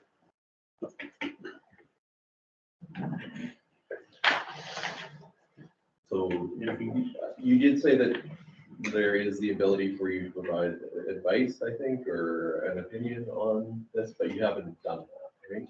And I understand your opinion would be non-binding, but I mean, think you said that that was an option. we do provide advice and interpretation on zoning bylaws and development plan policies regularly. That's part of our role. I think that from, like I mentioned, Joni had reached out to our office previously and asked for advice, and the advice we've given is that it is council's decision on this. And I think that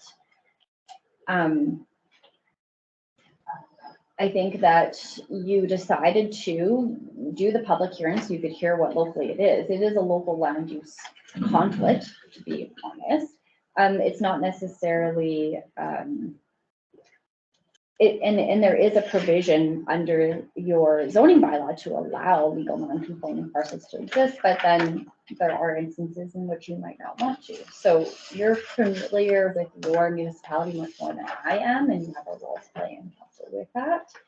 I mean, I could provide something in writing, which just points to what your zoning bylaw says, what your development plan says, what the Planning Act says, and then you can take that and use it. It wouldn't necessarily be a Charlotte's opinion is you should say yes or no. That's not really my job in this situation. That is actually your role. Yeah. Yeah. I don't know if we want to wait until we receive Charlotte's presentation on the general planning before we get into the specific variation. because I could provide some information on the discussions that I have had with your office. Yeah, sure. You have a general question? I have one, and maybe this doesn't pertain to this, like, we're talking about one lot here. Is there many lots at the lake that, we could have to deal with this? So when I look at the map, I don't see any other ones that are of that size. The whole area for Lake Clementi is zoned rural residential. Now, a big part of Lake Clementi is actually in your neighboring municipality to the north, right? And so if you wanted, we could also look at the policies and the zoning for what Cornwallis's development plan and zoning bylaw says. If you wanted more information given to you, you can, so you can see what they're looking at. They are going through a process like a development plan review, like I was talking about. Whenever a development plan's kind of hit its expiry, then you do a whole review of it. They're working through that process right now. I guess the second part of that question, has this lot, obviously it's privately owned, has it been for sale for a long time, or is it? I don't know that. Yeah. You don't know that? Okay. No, No, I just, a couple Yeah. things I had.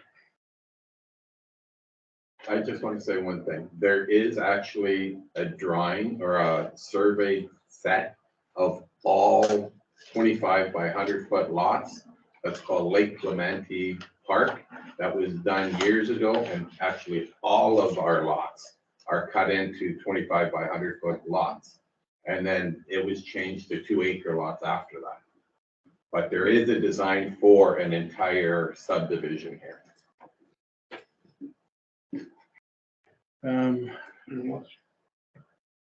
Be resolved that the presentation by Charlotte Delaval, Regional Manager of Community and Regional Planning with respect to planning information be received. And please move that, Councillor Corey, second Councillor Fisher. Discussion, anything you want to, is this where you want to, you want to? I would like this adopted and closed out and then have the discussion on the specific variations follow. All in favor? Okay, you want to do that for this resolution before we do that, or you want to just go into? Mr. Anderson, may I ask you to turn on the lights, please? Thank you. Oh. Let's make it out, yeah. I think it might be helpful just to have general discussion before council decides which type of resolution it may want to consider. So Can I go? you may still be required here. Stay here. Well, that easy. Okay. So just for council's information, when we became aware that this parcel was being offered for sale, there had been a number of people who had inquired of the municipality as to what they could do with the lot. So there was a lot of back and forth, and it was Peter Anderson, our planner, that I dealt with. So there were conversations about, could we put 3 or 4 RVs on it? Could I build a cabin? I'm not ready to retire yet. Can I rent it out? Can I use it for a raspberry U-pick farm? So there was a lot of those types of calls and whatnot that came in. So there had been some pretty extensive conversations back and forth with community planning as to what was going to be required for the lot to even be considered for sale. And so what I had told anybody who was inquiring, and depending on what their inquiry was at a very minimum, it was going to take a variation because it was a substandard lot. Some of the inquiries would have also required a rezoning. If you want to put 4 or 5 RVs, this isn't an RV camp. So if you were going to look at that, you would have had to worry about rezoning before you got to variation. In the discussions, when it came down to building a permanent residence, the discussion was it's legally non-conforming, but it is a registered lot, and that was confirmed. And then the other question was, within our bylaw, there are ways and means to deal with non-conforming lots. And that would be by using the remedies available in the Planning Act, such as a variation. There was also the question of, is there any prohibition on how much of a variation? Is there anything in the Planning Act that says you can't go beyond a 25 variation, and I was told there was not. So that was kind of the background prior to any application coming forward. And then the other understanding that I have is that when an application is received, council has to hear it. There is no opportunity for the CAO to simply say, no. Sorry, not putting that forward. If an application is received, it goes through being circulated and holding a public hearing. And so that is where council is at this time. And the decision is definitely council's to make. So, Ms. Warburton, at the start of her presentation, raised a concern about the owner not signing the application. Is that a valid concern, and what is the impact of that? We did have a conversation with the realtor, and because the offer that is on the table to purchase the property is conditional upon a variation being approved, it was felt the better person to bring forward the application is the applicant. It is on his expense, and he can't proceed any further without this information from council.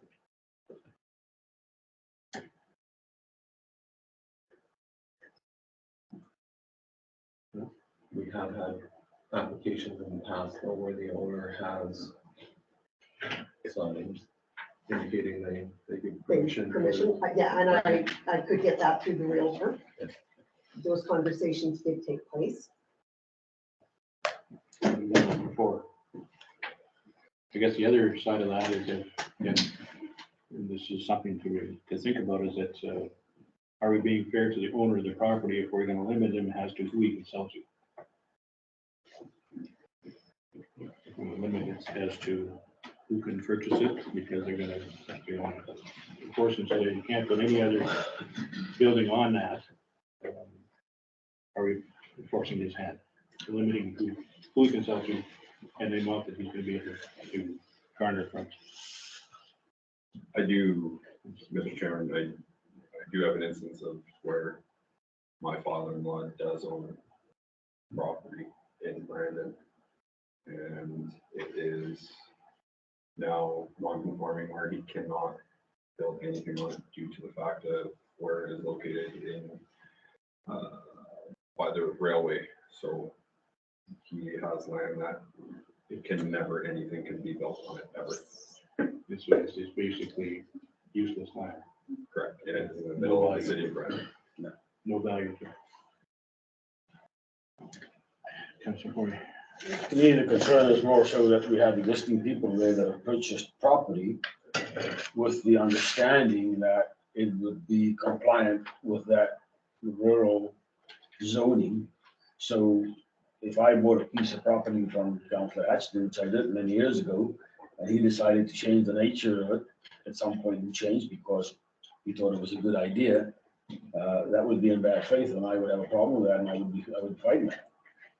Same thing, I mean, you can call it injurious affection if you want to, but if you're impacting the quality of life of people who have been there a long time and have purchased the property under the premise that the zoning will be kept in place by the municipality, the very municipality that put it in place, I would expect as a resident that that would be maintained and honored, unless there's a very compelling reason to vary it. So would you say that their land values will be decreased because of this? Is that what you're saying? Potentially, but not necessarily the land value. I'm not an expert in land value, but I could arguably say that you would definitely impact the quality of life to some of the residents that have been there.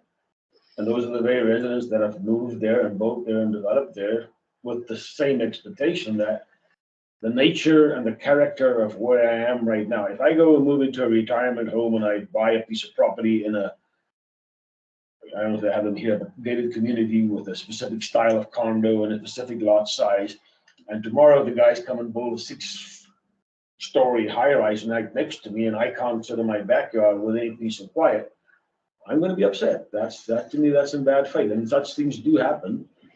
We have the ability to make that determination and to say, are we going to weigh the interests of the people that are there right now and had that expectation and expects council obviously to honor or enforce or keep in place that rural character? Or we're gonna look at one individual who wants to build on a very small non-conforming parcel? That to me is the key question. So we're not gonna allow any development there at all? Not at all, that's not what I'm saying. I'm just saying, we have a rural zoning for a reason. It's to determine the character and the lot size and the setback and the development standard. And we don't have that really for that particular area. So why wouldn't we maintain that? I mean, then I can start whatever I want later. I mean, the development at all cost is not development. Development is there and it's a good tool and we all look for it. I appreciate it, but not at all cost. Not at all costs, but it is a consideration. Yeah. Right? Anybody else? So just to be clear, whatever council decides here does not affect the zoning. The zoning remains the same, and it does not change the use. It's still a residential use. It could come back again, another application.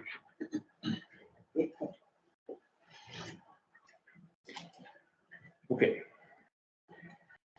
Be resolved, the variation application number B7/22 to reduce the site area from 2 acres to approximately 0.29 acres, the site width from 200 feet to 125 feet, the front yard setback from 125 feet to 30 feet, the side yard setback from 30 feet to 20 feet, and the rear yard setback from 30 feet to 15 feet to accommodate construction of a new home and garage on lot 1/5, lot 5, plan 331, located in northeast 35819 WPM. Cartridge be approved.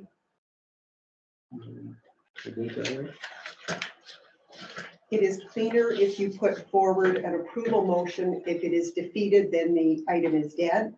If you put forward a denial motion and that is defeated, you still have to come back and put something on the table for direction. So leave it there as be approved. And I would say and further that the zoning memorandum be provided. I'm not understanding that. How do we approve it then?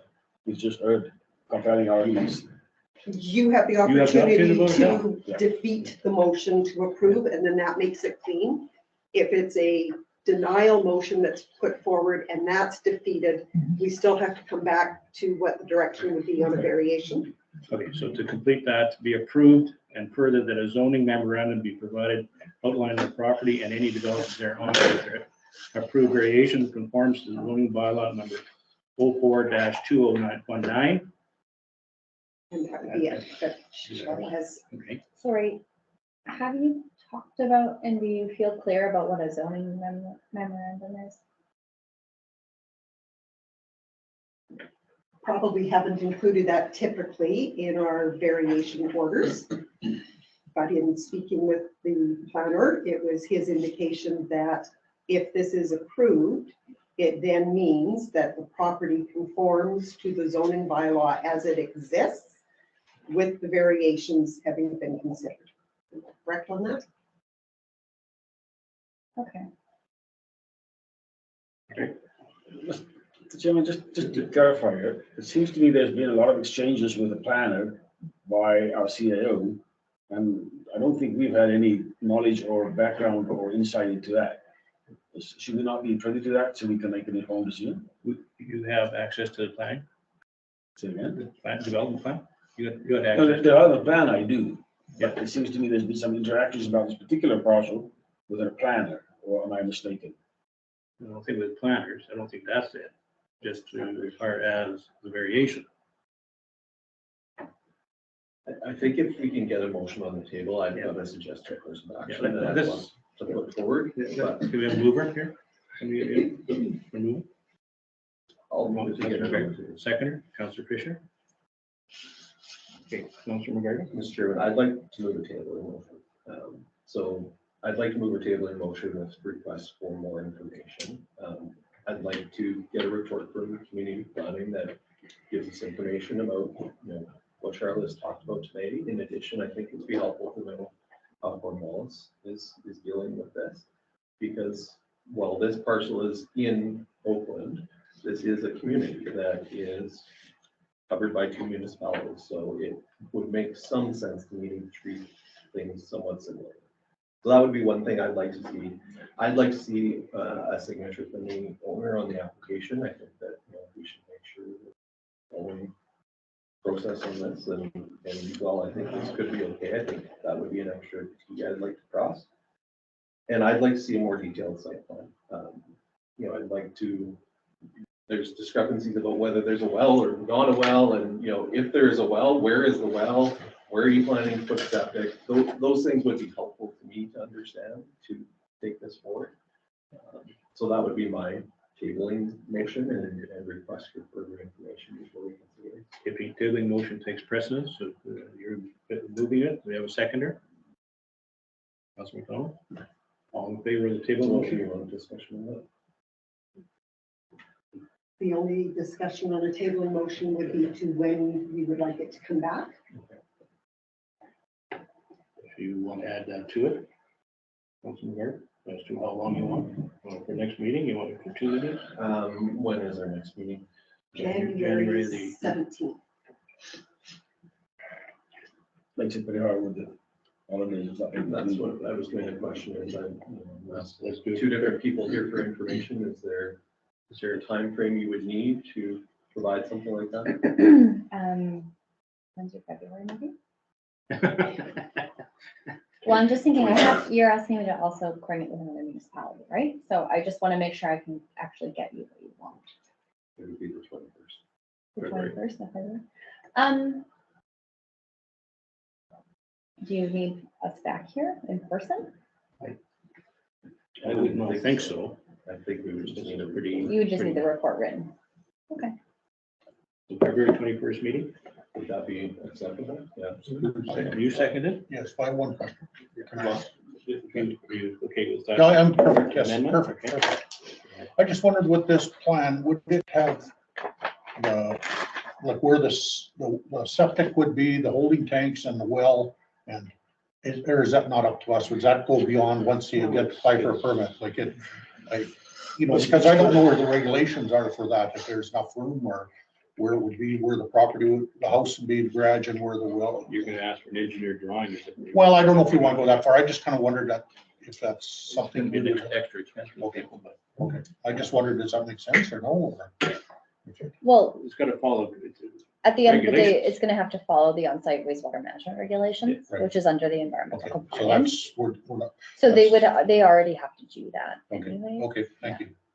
The only reason that I'm asking for that to be included is I understand that's not completely within our jurisdiction, but to go through the process of approving this and then find out after you can't put septic and well on it anyway, doesn't make a lot of sense.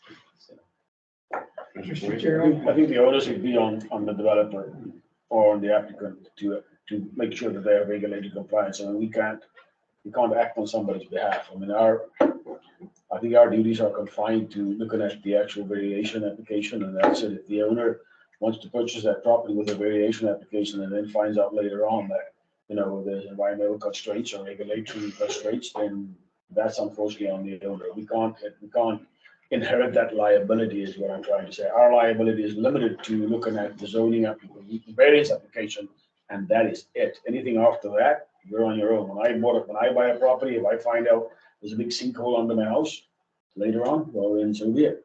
I should have checked the geotechnical or geohydrology. realistically, the owner is not going to be able to tell us where the well is going to go. The only way to be able to do that is if you cleared the land and did a test well. Yeah. So that can't happen. But if there's an active well there, Right. if there's a well there. Anybody in the That's right all you mind need. isn't going to use there's no well. they're not going to use a 50-year-old well. It's gonna have to be redone. Right. Also gonna have to be where the. house So is that gonna be. information can't be provided. But I guess it was to identify that there was a property there before. That's what the well designation is indicating. I think what Councilor Drager is trying to ascertain is, what are we going to expect as an application? Because our standard, we don't really have a development application or variance application standard that says you have to provide the following information. Give me the actual footprint of your house, give me the total developed area, give me where you're going to put your well, show me your drainage plan. If you go to the city of Brandon and you do a development application, you have to provide most of that. With that in mind, we'll vote on the tabling motion. All in favor? Opposed? Carried. Okay, we'll move to February meeting. I will be in touch with the applicant to ask what additional information it is that we can get from you.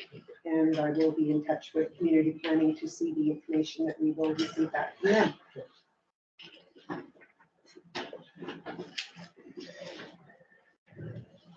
Okay, so, be it resolved that variation application number VH/22 to reduce the minimum site area for lot 1, plan 59679 from 80 acres to 43.9 acres.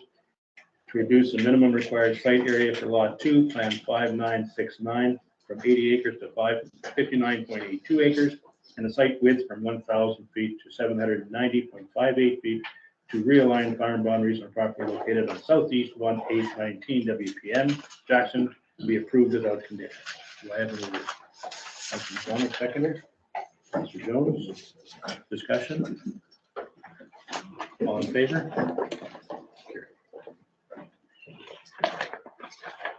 Okay. Be it resolved that the request from Mark Klett for reimbursement of $504.50 for duplication of lagoon levies for the years 2020 and 2021 on roll number 225200 be approved. Somebody to move that. Councilor Hatch, seconder. Councilor McDonald, discussion. Councilor McDonald. Maybe to Mr. Chairman, to Joni, is there, was this something that on our? No, I think we're gonna move. So I just wanted to say thank you for your time and Thank you for coming. you're welcome. Yes, definitely. We are part of our job. Thank you. Okay, go ahead. Just, Mr. Chairman, through to Joni, is this something that was not, when they combined them two lots, is that what it was, that it didn't get taken off? I'll let you later. Okay. And then the program, the municipal program for the taxes didn't catch that. Okay, Yeah. yep, thank you. All in favor?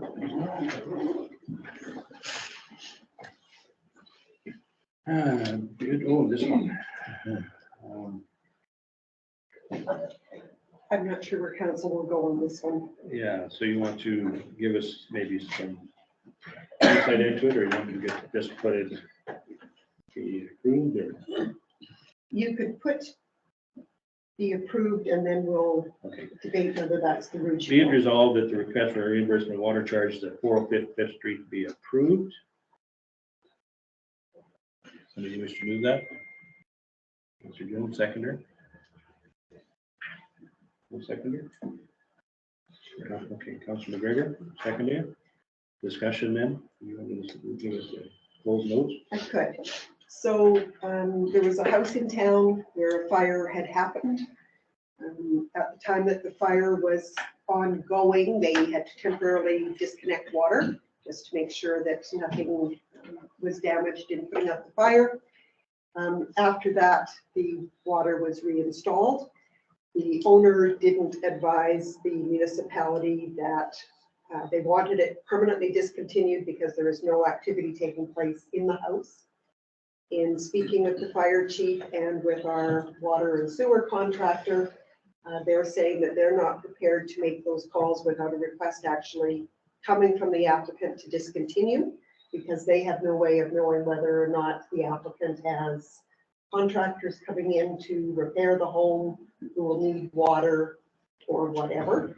And so in accordance with the fire chief and the contractor, they believe the onus to notify the municipality is on the owner, or in this case, the renter, and that they actually believe that this should be denied because the onus is on the operator to, or the owner to let us know that they don't intend to have anybody in there and they want it permanently discontinued.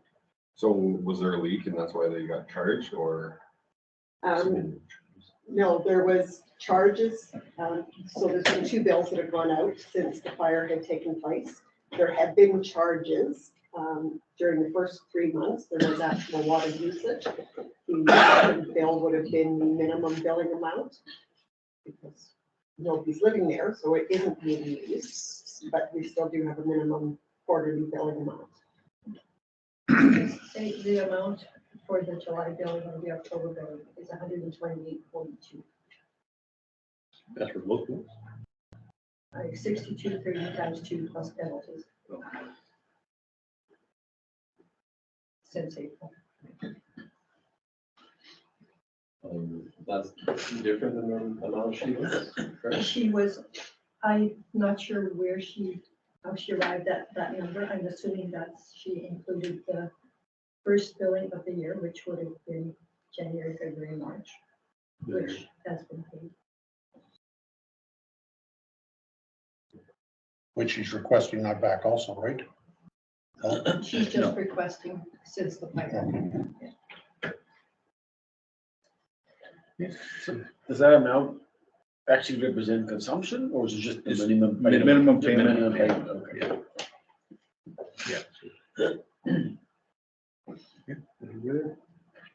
All in favor? Opposed?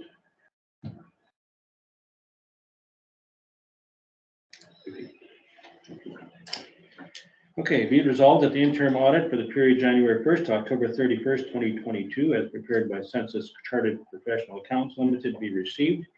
So we move that. Councilor Hatch, seconder. Councilor Forey, discussion. Looks very good. Administration has done a great job. All in favor? Be it resolved that the 2022 municipal election report be received. So we move that. Councilor Corey, seconder. Councilor McGregor, discussion. All in favor? Be it resolved, the council meetings in 2023 be held on the third Tuesday of each month as follows: January 17th, February 21st, March 21st, April 18th, May 16th, June 20th, July 18th, August 15th, September 19th, October 17th, November 21st, and December 19th. Let me move that. Councilor McDonald, seconder. Councilor Fisher, discussion.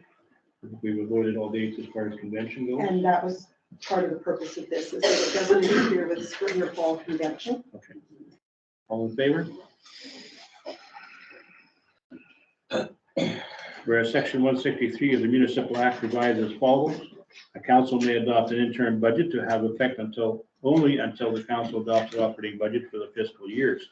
Therefore, be it resolved, the council adopt the following interim budget for 2023. Operating requirements: general government services, $283,300. Protective services, $61,000.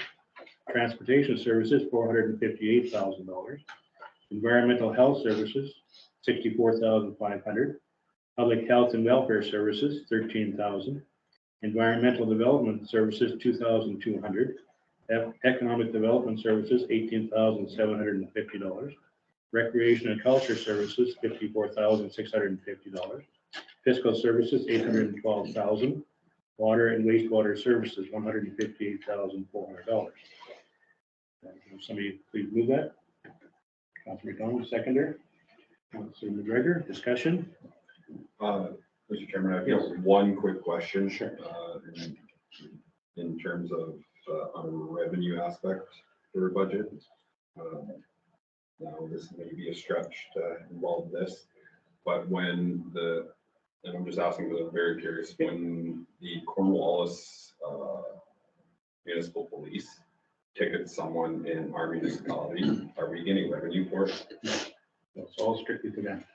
So with the RCMP, when they are out of their specific jurisdiction, and they do ticket someone, it goes back to that Goes to the crown. area. Well, it might go back to that area, but I'm not sure. I'd have to check on that, but it doesn't come to where they did the ticket. For instance, the Cornwallis Police Service is licensed throughout the province, so they can give tickets to anybody in any jurisdiction. Yeah. And all goes, their revenue is good because it's a municipal police force, goes back to the municipality. As far as the federal, RCMP or federal. Yeah. So I don't know whether that go back to the municipality or if it goes right to the federal budget. I don't know that. We can speak to the fact that we have never received money from the RCMP if they've caught someone speeding on Highway 10. As a point of clarification, is that occurring on Highway 10 or is that occurring on our municipal roads? They can't do municipal roads. Yeah, I was just gonna say, because the municipal roads are like, no. When you're saying On highway, municipal yes. roads, you're saying what? The gravel roads. What, the music, Cornwallis can't do it? Well, Cornwallis is patrolling the major Well, they thoroughfares. stay to that, but they could go. I have been pulled over by a Cornwall police officer. Yeah. On the West Road. On a numbered road or a PR? No, on mailbox. Like, just, Trigger. Just north of. Did he pull you out, did he pull you over for something on the actual RM road or for something that he saw on the provincial road? I was turning in and then he pulled off number 10 into the road.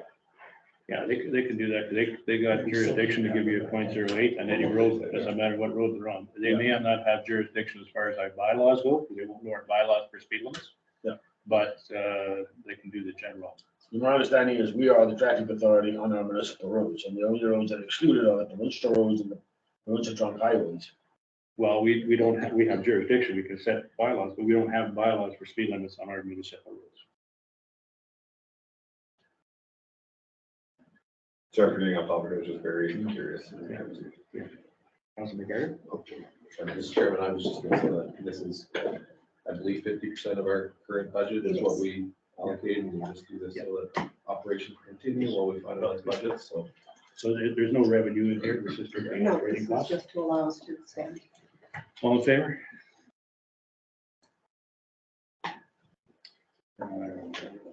Okay. Did we have a change in that? No, this is transfer of utility arrears to tax roll, and you'll have the information. Right.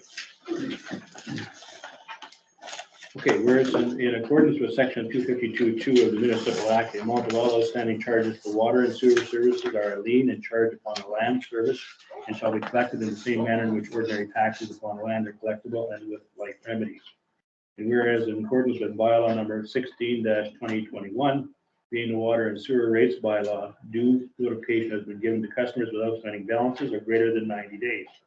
Therefore, be it resolved that the outstanding balances indicated on the transfer utilities arrears to tax roll report dated December 19th, 2022 be added to taxes for the respective properties unless other arrangements have been made with the municipality.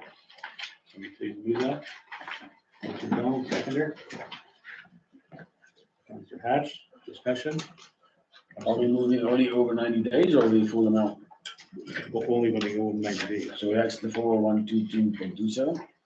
Pardon me? That's this amount, the 40122.27? On the age account? Over 90 days? Yeah. Okay. All in favor? Opposed?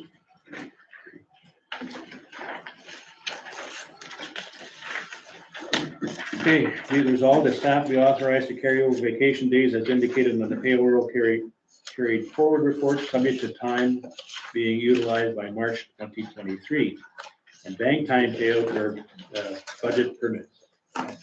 You wanted that in there? Okay. Can you please move that? Councilor Bell, second Councilor Fisher, discussion? Is there any limit on the number of days they can carry forward? Do we have a, Sorry, this isn't the computer for one second. I just ran into some regulatory issues with some of my employees that they're actually mandated to take vacation. They have to take 2 weeks off and I could not. And some of the bank time is getting to the point where we're either going to have to do the payout or they're going to be required to take the time. The downside with that is you take the time and then you come back and put in overtime to get caught up. But do we have a policy that says? There is no policy that states the number of days they can carry over. What there is an indication that we want the days utilized by the end of March so that you're not continuing to impact then in the next following year. So all days done by end of March. From All the bank previous time. years. No matter. Yeah. And sorry, it was Councillor McDonald and Councillor. I think it was me, wasn't it? Right. All in favor?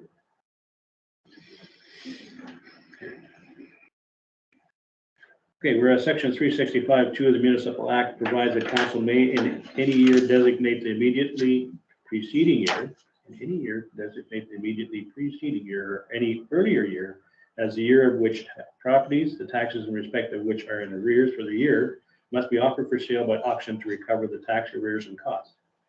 Be it therefore resolved that the designated year for which properties in arrears be offered for sale by auction be 2022, meaning all properties with outstanding taxes from the year 2021 or prior, and be it further resolved that in accordance with section 363(1) of the Municipal Act, costs shall be actual costs incurred by the municipality for each parcel listed for the tax sale, plus an administration fee of $50 per roll as set forth in the Manitoba Regulation 50/97.